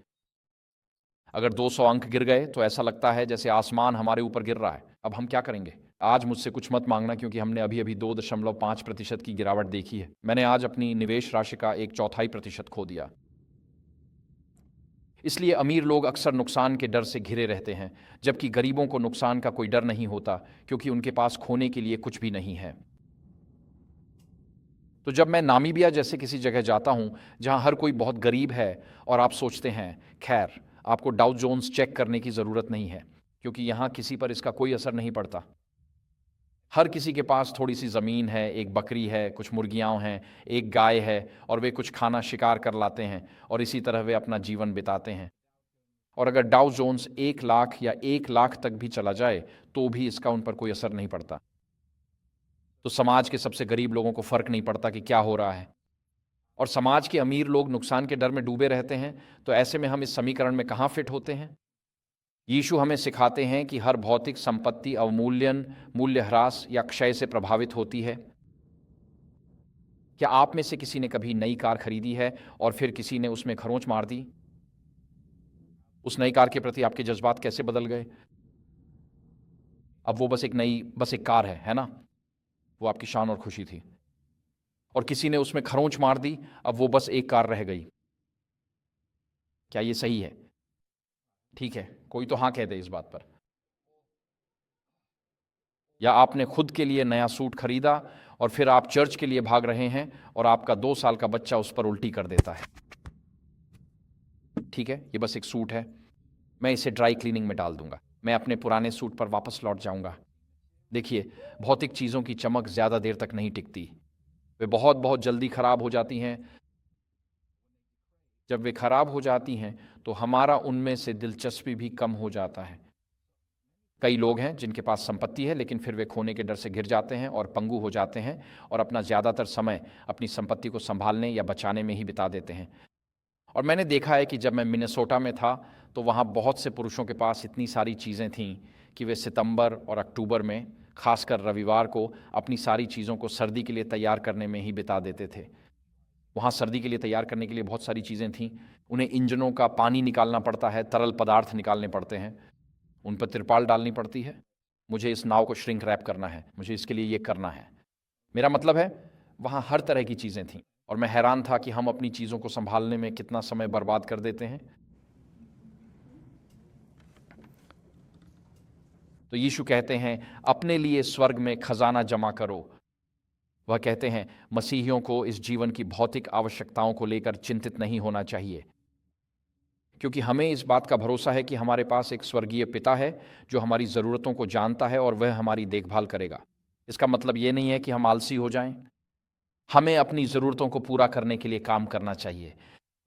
1 थिस्सलुनीकियों 4:10 में लिखा है, परंतु हम आपसे आग्रह करते हैं प्रियजनों कि आप और भी अधिक ऐसा करें, शांतिपूर्वक जीवन जीने की आकांक्षा रखें, अपने काम से काम रखें और अपने हाथों से काम करें, जैसा कि हमने आपको निर्देश दिया था, ताकि आप बाहरी लोगों के प्रति सही व्यवहार करें और किसी पर निर्भर न रहें।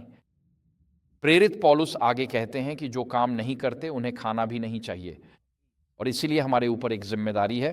जैसा कि हमने आज सुबह अपनी पहली बातचीत में देखा, जब बात शारीरिक सुरक्षा की आती है तो हम तैयारी करते हैं और प्रार्थना करते हैं और अपनी दैनिक ज़रूरतों के लिए हम काम करते हैं और फिर प्रभु पर भरोसा करते हैं। हम जो कर सकते हैं वह करते हैं और बाकी के लिए प्रभु पर भरोसा करते हैं, जो भी कमी रह जाए उसे पूरा करने के लिए। इसीलिए हमें अपने संसार के लोगों की तरह चिंतित नहीं होना चाहिए। हमें डाउ जोन्स को ऐसे नहीं देखना चाहिए जैसे हम इसके आदी हों। मेरे पिता साल में एक बार फाइनेंशियल टाइम्स मंगवाते थे। वह न्यू ईयर की पूर्व संध्या पर होता था। ये इंग्लैंड का मुख्य वित्तीय समाचार पत्र है। किसी कारणवश यह गुलाबी रंग के अखबार पर छपता है और मेरे पिता शेयर बाजार को देखते थे और अपनी जो भी बचत निधि थी उसे देखते थे और कहते थे कि इस साल ये 7% बढ़ गई है। और यही एकमात्र समय था जब मेरे पिता साल दर साल उसे देखते थे। उन्होंने कोरी से कहा इसकी चिंता करने का कोई मतलब नहीं है। जब आप रिटायर होंगे, अगर वह पैसा है तो है, अगर वह नहीं है तो आप कुछ नहीं कर सकते, तब तक बहुत देर हो चुकी होगी। तो मैं बस एक नज़र डाल लूँगा, साल में एक बार देख लूँगा कि वह कहाँ है। लेकिन मैं इसके बारे में खुद को परेशान नहीं करूँगा, क्योंकि मैं उदाहरण के लिए पहले एडवेंटिस्ट फ्रंटियर मिशंस के लिए काम करता था। वे मेरे नियोक्ता हैं, लेकिन भगवान मेरे पालनहार हैं। और हो सकता है मैं सोशल सिक्योरिटी पर जीऊँ, लेकिन भगवान मेरे पालनहार हैं। और हो सकता है मैं ओरेगन राज्य के लिए काम करूं, वे मेरे नियोक्ता हैं, लेकिन भगवान मेरे पालनहार हैं और वह मेरी ज़रूरतों को जानता है और वह मेरी देखभाल करेगा। तो जिस आर्थिक पुनर्संरचना के बारे में हम बात कर रहे हैं और जो आर्थिक संकट हमारी ओर आ रहा है और हमारी बचत का नुकसान और जो सारा डिजिटल सामान आ रहा है, डिजिटल आईडी, और इस दुनिया की ताकतें मिलकर उन लोगों को बाहर करने की कोशिश कर रही हैं जो भगवान के प्रति वफादार हैं। हमारे पालनहार हमारे स्वर्गीय पिता हैं और वह हमारी ज़रूरतों को जानता है और वह कहता है, अगर तुम पहले मेरे राज्य और मेरी धार्मिकता को खोजोगे तो मैं तुम्हारे लिए ये सारी दूसरी चीज़ें संभाल लूँगा। तो ये यीशु पर विश्वास करने का निमंत्रण है।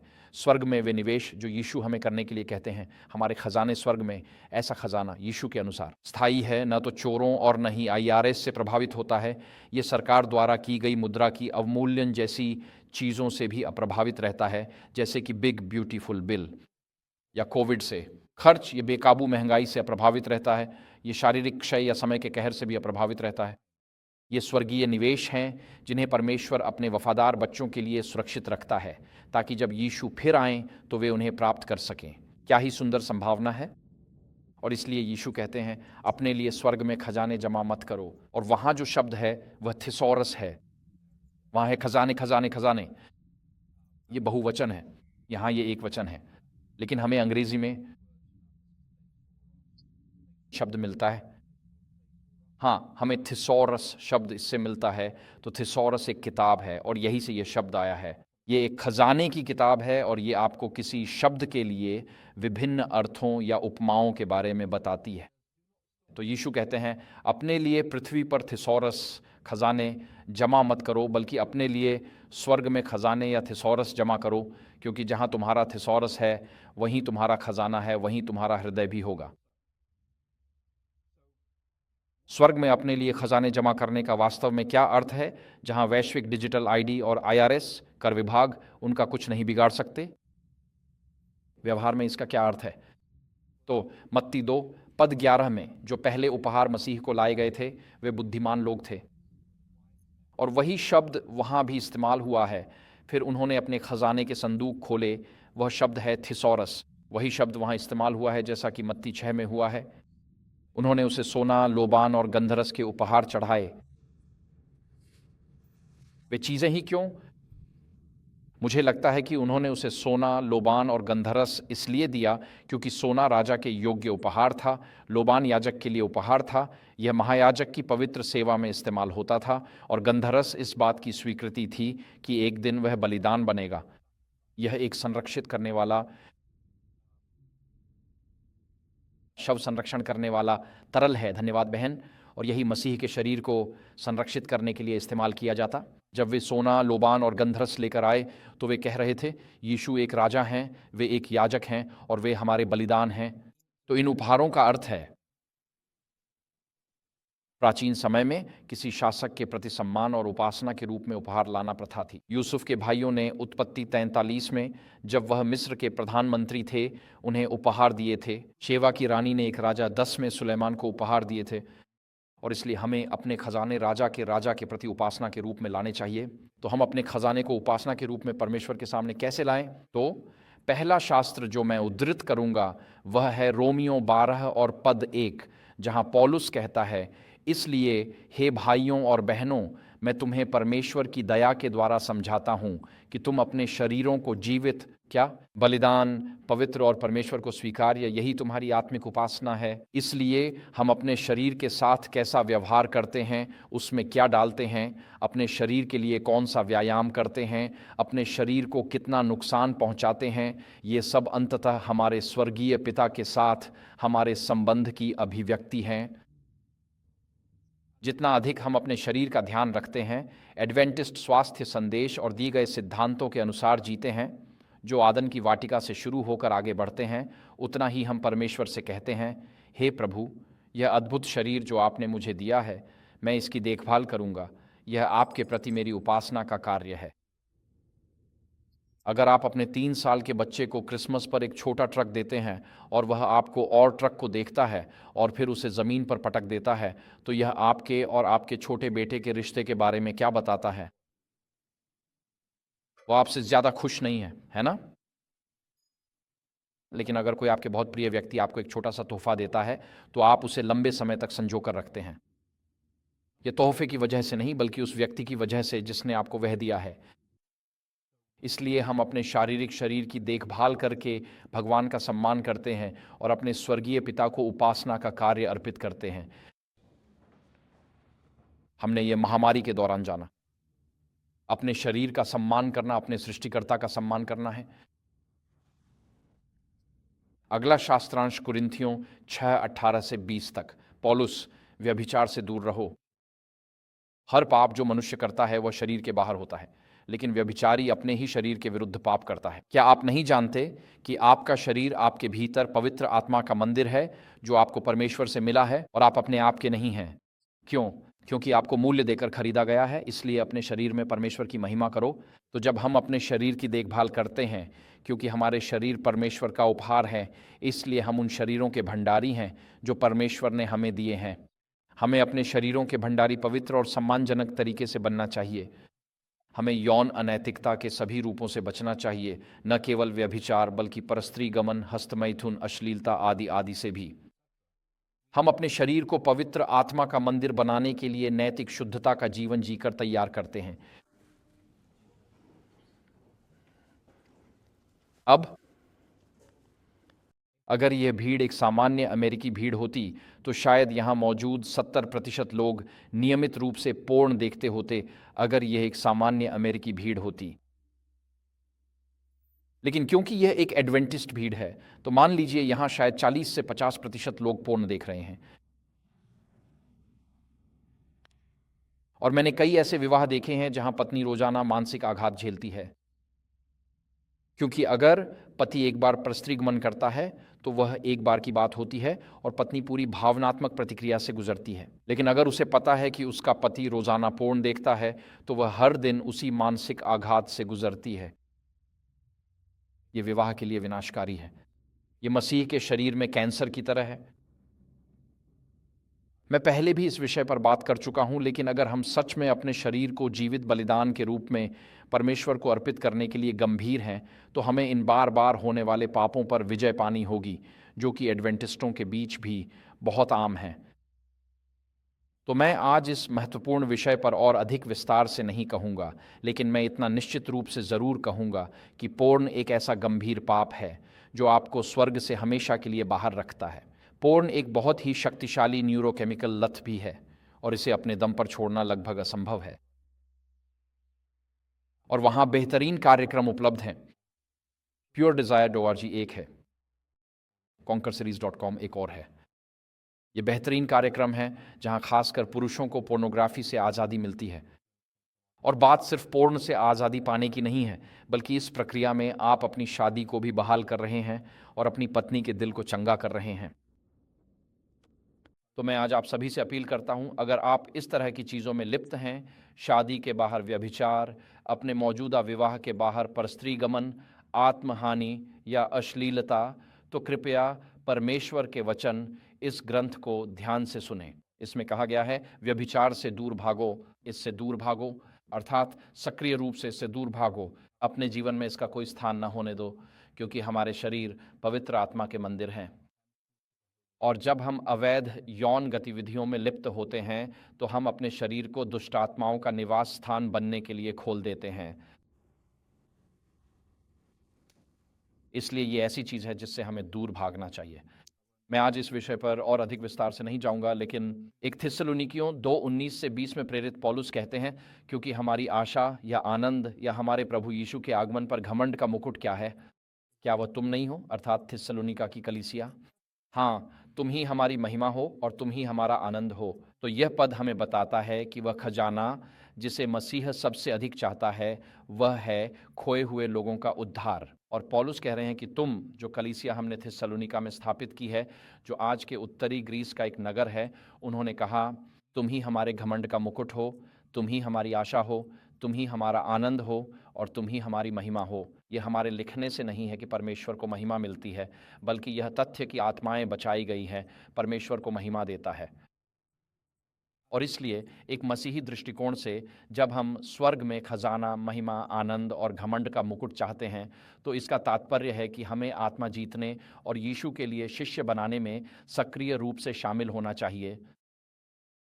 हमें मनुष्यों के मछुआरे बनने के लिए आमंत्रित किया गया है, यीशु के साथ उसके अंतिम छुटकारे के कार्य में एकजुट होकर, ताकि हम उसकी मृत्यु और पुनरुत्थान से प्राप्त संपत्ति में सहभागी हो सकें। स्वर्गीय खजाना जमा करने का अर्थ है कि हम यहाँ दक्षिणी ओरेगन में आत्मा जीतने के कार्य में सक्रिय रूप से शामिल हों।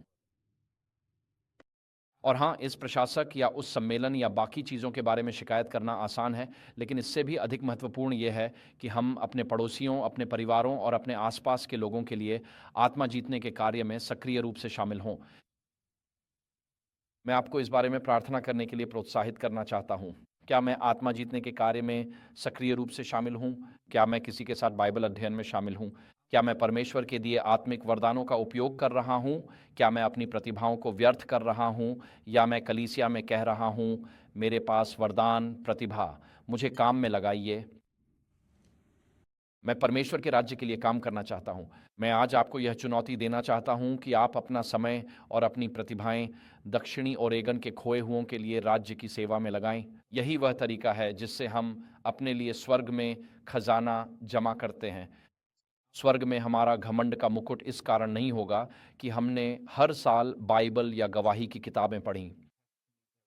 हमारा घमंड का मुकुट वे लोग होंगे जिन्हें हमने यीशु मसीह के पास पहुंचाया है। तो यदि यीशु ने कभी भी भीड़ को दया के अलावा किसी और दृष्टि से नहीं देखा, तो हमें भी ऐसा ही करना चाहिए। और यदि यीशु खोए हुओं को ढूंढने और बचाने के लिए आए थे, तो हमें भी वही करना है। और यदि यीशु सेवा करवाने नहीं, बल्कि सेवा करने और बहुतों के लिए अपनी जान देने आए थे, तो हमें भी ऐसा ही करना है। हमारा उद्देश्य, हमारी प्रेरणा, हमारी अपनी महिमा नहीं है, न ही यह हमारा स्वयं का महिमा मंडन है, न ही चर्च में हमारी अपनी उन्नति है। हमारा लक्ष्य, हमारा उद्देश्य किसी को यीशु मसीह के लिए बचाया हुआ देखना है। यही है इस वचन का अर्थ कि स्वर्ग में खजाना जमा करना क्या है। प्रेरित पौलुस कुलुस्सियों 2:3 में आगे कहते हैं, मैं चाहता हूं कि उनके हृदय उत्साहित और प्रेम में एकजुट हों, ताकि वे सुनिश्चित समझ की सारी संपत्ति प्राप्त करें और परमेश्वर के रहस्य का ज्ञान पाएं जो मसीह में है, जिसमें सारी संपत्तियां, यहाँ थेसोरी शब्द है, ज्ञान और बुद्धि की छिपी हुई है। और इसलिए पौलुस इस वचन में चाहता है कि वह यूनान के कुलुस्सी के मसीहियों के मनों को ऊंचा उठाए, सिर्फ मानवीय विचारों और अटकलों से आगे बढ़कर कि यीशु वास्तव में कौन है और हमारे उद्धार की योजना के रहस्य की शाश्वत सच्चाइयाँ। पौलुस के अनुसार इस पत्री में मसीह में हम यह जान सकते हैं कि परमेश्वर की सारी योजनाएं क्या हैं, और हम यह समझते हैं कि मसीह मानवता को आशीष देने के लिए आए। तो फिर क्यों प्रेरित पौलुस कुलुस्सी की कलीसिया से कहते हैं, जो विभिन्न स्वर्गदूतों की अवधारणाओं को लेकर चिंतित है, यदि आप कुलुस्सियों की पुस्तक पढ़ें तो यहूदी लोग उस समय उनके पास मध्यस्थों और राफेल, गैब्रियल, मिखाएल आदि के बारे में विभिन्न अटकलें थीं। वे मानते थे कि मनुष्य और परमेश्वर के बीच स्वर्गदूत या मध्यस्थ होते हैं, और इसलिए प्रेरित पौलुस कह रहे हैं, मैं चाहता हूं कि आप अपनी दृष्टि इन मानवीय अटकलों और सिद्धांतों से ऊपर उठाएं और यीशु मसीह के व्यक्तित्व, उनकी सुंदरता और उनकी सेवकाई पर ध्यान केंद्रित करें, क्योंकि वहीं असली खजाना है। मैं आज आपको प्रोत्साहित करता हूं कि आप अपने मसीही जीवन में मुख्य बात पर ध्यान केंद्रित करें। मेरा मतलब है, ऐसे लोग हैं जो प्रचार कर रहे हैं कि दुनिया सपाट और चौकोर है। अब मैं जानता हूं कि मेरे परिवार में भी कुछ लोग हैं जो इस विचार को मानते हैं, मेरे परिवार में नहीं, लेकिन मैंने जिन चर्चों में काम किया है वहाँ कुछ लोग मानते हैं कि हमें चंद्रसौर सप्तों का पालन करना चाहिए। यानी जब भी हर महीने नया चाँद दिखे तो पहले सप्त के लिए 7 दिन गिने, फिर दूसरे सप्त के लिए 7 दिन, फिर तीसरे के लिए 7 दिन, फिर 28वां दिन, और फिर अगले नए चाँद का इंतज़ार करें जो सचमुच 10 दिन बाद भी आ सकता है। तो आपके सप्त हफ्ते के दिनों में इधर उधर होते रहते हैं। ऐसे लोग हैं जो इसके पक्ष में तर्क देते हैं, और फिर ऐसे लोग भी हैं जो इसके लिए तर्क कर रहे हैं, हमें उद्धार पाने के लिए पर्वों का पालन करना ही चाहिए। फिर हमारे पास ऐसे लोग हैं जो त्रिएकता की परिभाषाओं पर बहस कर रहे हैं। मैं आज यहाँ उस विषय को नहीं छेड़ना चाहता, सिवाय इसके कि हमारे अग्रणी स्टीफन हैस्केल ने कहा था, उन्होंने कहा था त्रिएकता का सिद्धांत सही है। फिर उन्होंने कहा, अगर उसे सही तरह से समझा जाए, और यही उस वाक्य की सबसे महत्वपूर्ण बात है। मुझे लगता है कि शायद हमारे मूल विश्वास में त्रिएकता शब्द उपयोगी नहीं है। हमें ईश्वरत्व शब्द चुनना बेहतर होगा, क्योंकि त्रिएकता शब्द बहुत से लोगों के लिए एक बोझिल शब्द है। लेकिन बात यह है कि इन धार्मिक मुद्दों और भ्रमित करने वाले विषयों में उलझना बहुत आसान है, और हमें याद रखना चाहिए कि हमारे पास एक ही विश्वास, एक ही आशा, एक ही बपतिस्मा, एक ही प्रभु यीशु मसीह हैं, और एक ही पिता हैं जो सब पर हैं, और एक ही आत्मा है जो सबका मार्गदर्शन करती है। और इसी में प्रेरित पौलुस हमें चुनौती दे रहे हैं कि मसीह में ही बुद्धि और ज्ञान के खजाने छिपे हैं, अर्थात यीशु को जानो। जैसे जैसे आप यीशु को जानते हैं, आप उन छिपे खजानों को भी पाते हैं। यीशु ने स्वर्ग के राज्य के बारे में बात की थी। यह उस व्यक्ति के समान है जिसे खेत में एक मोती मिलता है, तो वह अपनी सारी संपत्ति बेच देता है, फिर वह खेत खरीद लेता है ताकि वह मोती पा सके, है ना। और उस दृष्टांत में मोती ही राज्य है, वही मोती है। लेकिन फिर वह एक और दृष्टांत सुनाते हैं। वे कहते हैं, स्वर्ग का राज्य उस व्यापारी के समान है जो उत्तम मोती की खोज में है। अलग दृष्टांत। और उस दृष्टांत में यीशु कह रहे हैं कि जब आप परमेश्वर के राज्य की खोज करते हैं, वही खोज करना ही परमेश्वर का राज्य है। अनुभव, ये क्यों सच है? क्योंकि अगर आप किसी चीज़ की खोज कर रहे हैं तो इसका मतलब है कि आप अपने जीवन में पहले जो कुछ भी था उससे आगे बढ़ रहे हैं। आप आगे बढ़ रहे हैं, आप यहाँ देख रहे हैं, आप वहाँ देख रहे हैं। आपका ध्यान किसी ऐसी चीज़ पर है जो आपके बाहर है, आपका ध्यान किसी ऐसी चीज़ पर है जो आपके आगे है, और आप वहाँ नहीं जाते, और आप वहाँ नहीं जाते क्योंकि वो आपके लिए लागू नहीं होता। आपका ध्यान किसी ऐसी चीज़ को खोजने पर है जिसकी बहुत अधिक कीमत है। तो परमेश्वर का राज्य स्थिर भी है, यह खेत में मोती है, और यह गतिशील भी है। ये यीशु की खोज करने की प्रक्रिया है। तो जैसे हम अपनी दैनिक भक्ति करते हैं, मैं आपको प्रोत्साहित करूंगा कि आप अपनी दैनिक भक्ति करें, प्रभु के साथ अपना शांत समय बिताएं। हालांकि परमेश्वर संगीत और कविता में, शास्त्रों में, प्रकृति में आपसे बात करते हैं, हर दिन वह समय प्रभु को समर्पित करें। यह यीशु की खोज करने की प्रक्रिया में है। यही अपने आप में है, आप परमेश्वर के राज्य में जी रहे हैं, और आप इस संसार और इस संसार के देवताओं से दूर जा रहे हैं, और खोज की प्रक्रिया में उद्धारकर्ता के और करीब जा रहे हैं। ये एक गतिशील प्रक्रिया है, और जैसे जैसे हम यीशु के करीब आते हैं, हम यीशु में ज्ञान और बुद्धि के सभी छिपे हुए खजाने पाते हैं। मसीह स्वयं ही ज्ञान और बुद्धि का खजाना घर है। जैसे जैसे हम स्वयं मसीह को जानने लगते हैं, हम परमेश्वर के कुछ रहस्यों को जानने लगते हैं, और इसी के बारे में यीशु ने मत्ती 13 में बात की थी।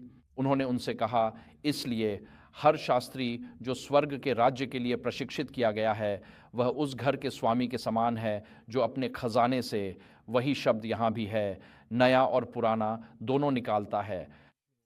तो इस खंड में यीशु हमें सिखाते हैं कि उनकी शिक्षाएं ही वह खजाना है जिन्हें उनके शिष्य समय समय पर बाहर निकालते हैं। तो आप इसे कैसे बाहर लाते हैं? आप इसे अपने दिमाग में संचित करते हैं। आप यीशु की शिक्षाओं को मन रखते हैं, जब आपको आवश्यकता हो काम आए, तो हम स्वर्ग में खजाना संचित करते हैं, अध्ययन करके, याद करके, और फिर अपने जीवन, अपने निर्णयों और अपने संबंधों को स्वयं यीशु की शिक्षाओं पर आधारित करके। और यह महत्वपूर्ण है क्योंकि यीशु कहते हैं, जहाँ तुम्हारा खजाना है वहीं तुम्हारा हृदय भी होगा। जहाँ तुम्हारा थिसॉरस है वहीं तुम्हारा खजाना भी होगा। ये क्यों सच है? जब हम दूसरों को आशीर्वाद देते हैं तो हम खुद को परमेश्वर के आशीर्वाद के लिए खोलते हैं। बहन वाइट इस बारे में बात करती हैं, विचारों, आशीर्वादों की मात्रा के बारे में। वो कहती हैं, जो व्यक्ति सुसमाचार फैलाने के लिए धन या समय देता है, वह अपने हित और प्रार्थनाओं को इस कार्य और उन आत्माओं के लिए जोड़ता है जिन्हें इसके माध्यम से पहुंचना है। उसका स्नेह दूसरों की ओर जाता है और वह परमेश्वर के प्रति और अधिक समर्पण के लिए प्रेरित होता है, ताकि वह उन्हें सबसे बड़ा भला कर सके। तो मैं इसे इस तरह से कहता हूं, अगर आप तय करते हैं, एक काल्पनिक उदाहरण के तौर पर, कि आप हर तिमाही में स्थानीय कुत्तों के घर को $100 देंगे। कुत्तों का घर, क्या यहाँ कुत्तों के घर होते हैं? शेल्टर, हाँ, वह मानवीय जगह जहां हम जानवरों को मारते हैं, है ना? ठीक है। अगर आप तय करते हैं कि हर तिमाही में स्थानीय मानवीय समाज को $100 देंगे, तो क्या आप फिर उसमें केवल सतही रुचि ही नहीं लेते, बल्कि उससे अधिक जुड़ाव महसूस करने लगते हैं? क्या आप रिपोर्ट पढ़ना नहीं चाहेंगे? क्या आप यह नहीं देखना चाहेंगे कि वहाँ सब कुछ कैसा चल रहा है? सिर्फ इस बात से कि आप पैसे देते हैं, आपका दिल भी वहाँ जाने लगता है, आप उसमें रुचि लेने लगते हैं, आप खबरों में भी उसे फॉलो करने लगते हैं। अगर वे विस्तार करना चाहते हैं तो आप उस विस्तार और अनुमोदन प्रक्रिया को भी फॉलो करते हैं, और अगर वे बंद होने वाले हैं तो आप भावनात्मक रूप से बहुत परेशान हो जाते हैं, है ना? तो जब आप किसी चीज़ को अपना पैसा देते हैं तो आपका दिल भी उसके पीछे चलता है। ऐसा नहीं है कि पहले आपका दिल कहीं जाता है और फिर आप पैसे देते हैं। असल में जब आप पैसे देते हैं तो आपका दिल भी उसके पीछे चलने लगता है। और जब हम आत्माओं को मसीह के लिए जीतने के लिए पैसे देते हैं, मान लीजिए कोई युवा आपके चर्च में आता है और कहता है, मैं 1 साल के लिए केन्या में छात्र मिशनरी बनना चाहता हूँ, क्या आप कृपया मदद कर सकते हैं? मैं मसाई लोगों के बीच काम करूँगा। मान लीजिए आप उस युवा को $50 का दान देते हैं। अगले 1 साल तक आप पूर्वी अफ्रीका के मसाई लोगों में रुचि रखने लगेंगे, और आप ये सोचते रहेंगे कि वह युवा व्यक्ति जो वहाँ गया था उसके साथ क्या हुआ, क्या उसके काम का कोई फल मिला। और अगर कोई आपसे कहता है कि हम यहाँ दक्षिणी ओरेगन की घाटियों में ग्रेट कंट्रोवर्सी बांटना चाहते हैं, तो आप कहेंगे, हाँ, मैं इसमें $500 लगा सकता हूँ। और जब आप उन्हें $500 देते हैं तो आप सिर्फ पैसे नहीं देंगे, बल्कि आप उत्सुकता से इंतज़ार भी करेंगे इस बात की खबर का कि उन ग्रेट कंट्रोवर्सी पुस्तकों का क्या हुआ, वे कैसे बांटी गईं, किसने उन्हें प्राप्त किया और इसका क्या परिणाम निकला। तो अपने समय या पैसे को किसी चीज़ में देने का खुद में ये अर्थ है कि आपका दिल भी वहाँ लगने लगता है। और इसलिए जब हम अपने धन या समय को सुसमाचार के कार्य में लगाते हैं तो हम स्वर्ग में खजाना जमा कर रहे होते हैं, क्योंकि जहाँ तुम्हारा खजाना है वहीं तुम्हारा दिल भी जाएगा। और स्वर्ग में खजाना वही है, वह आनंद जब हम उन आत्माओं से मिलेंगे जो आज हमारे बलिदान के कारण वहाँ पहुँची हैं। जब आप दूसरों के उद्धार के लिए देते हैं तो आप अपने दान के शाश्वत परिणामों के बारे में चिंतित होने लगते हैं। आप उस लोगों के समूह या ग्रांट्स पास के उस ज़िले के लिए प्रार्थना करने लगते हैं। आप उनकी भलाई के लिए चिंतित हो जाते हैं, चाहे वह सांसारिक हो या आत्मिक। आप प्रार्थना में परमेश्वर के साथ संघर्ष करते हैं उन आत्मिक युद्धों के लिए जो वहाँ हो रहे हैं, क्योंकि जब परमेश्वर का राज्य आगे बढ़ता है, शैतान का राज्य हमेशा प्रतिरोध करता है। जब आप अपना खजाना सुसमाचार के कार्य में लगाते हैं तो आपका दिल स्वाभाविक रूप से उसके पीछे चलेगा। और अगर आप कहते हैं, मुझे सुसमाचार के कार्य के लिए दिल नहीं है, तो वहाँ अपना धन लगाइए और बहुत जल्द आपका दिल भी वहीं होगा। तो यीशु ये नहीं कहते कि जहाँ तुम्हारा दिल है वहाँ तुम्हारा खजाना भी होगा। वह कहते हैं, जहाँ तुम अपना खजाना रखते हो तुम्हारा दिल भी वहीं जाएगा। अगर आप स्थानीय सेवकाई के लिए देना शुरू करते हैं तो आप स्थानीय सेवकाई के बारे में चिंतित होने लगेंगे। अगर आप विदेशी मिशनों के लिए देना शुरू करते हैं तो अचानक आप जानना चाहेंगे कि विदेशी मिशनों में क्या हो रहा है। तो जहाँ भी आप अपना धन लगाते हैं, जैसा यीशु ने कहा, आपका दिल भी वहीं जाएगा। तो अब हमारा समय यहाँ समाप्त होता है। हमें यहाँ अपने निष्कर्षों पर आना चाहिए। यीशु ये कहते हैं, एक ऐसी दुनिया में जहाँ आर्थिक पुनर्स्थापन, डिजिटल पुनर्स्थापन, डिजिटल आईडी, सीबीडीसी, स्थिर सिक्के, मुद्रा का अवमूल्यन और बाकी सब कुछ हो रहा है, और इस दुनिया के आर्थिक दिग्गज अपनी संपत्ति को बचाए रखने के लिए जूझ रहे हैं।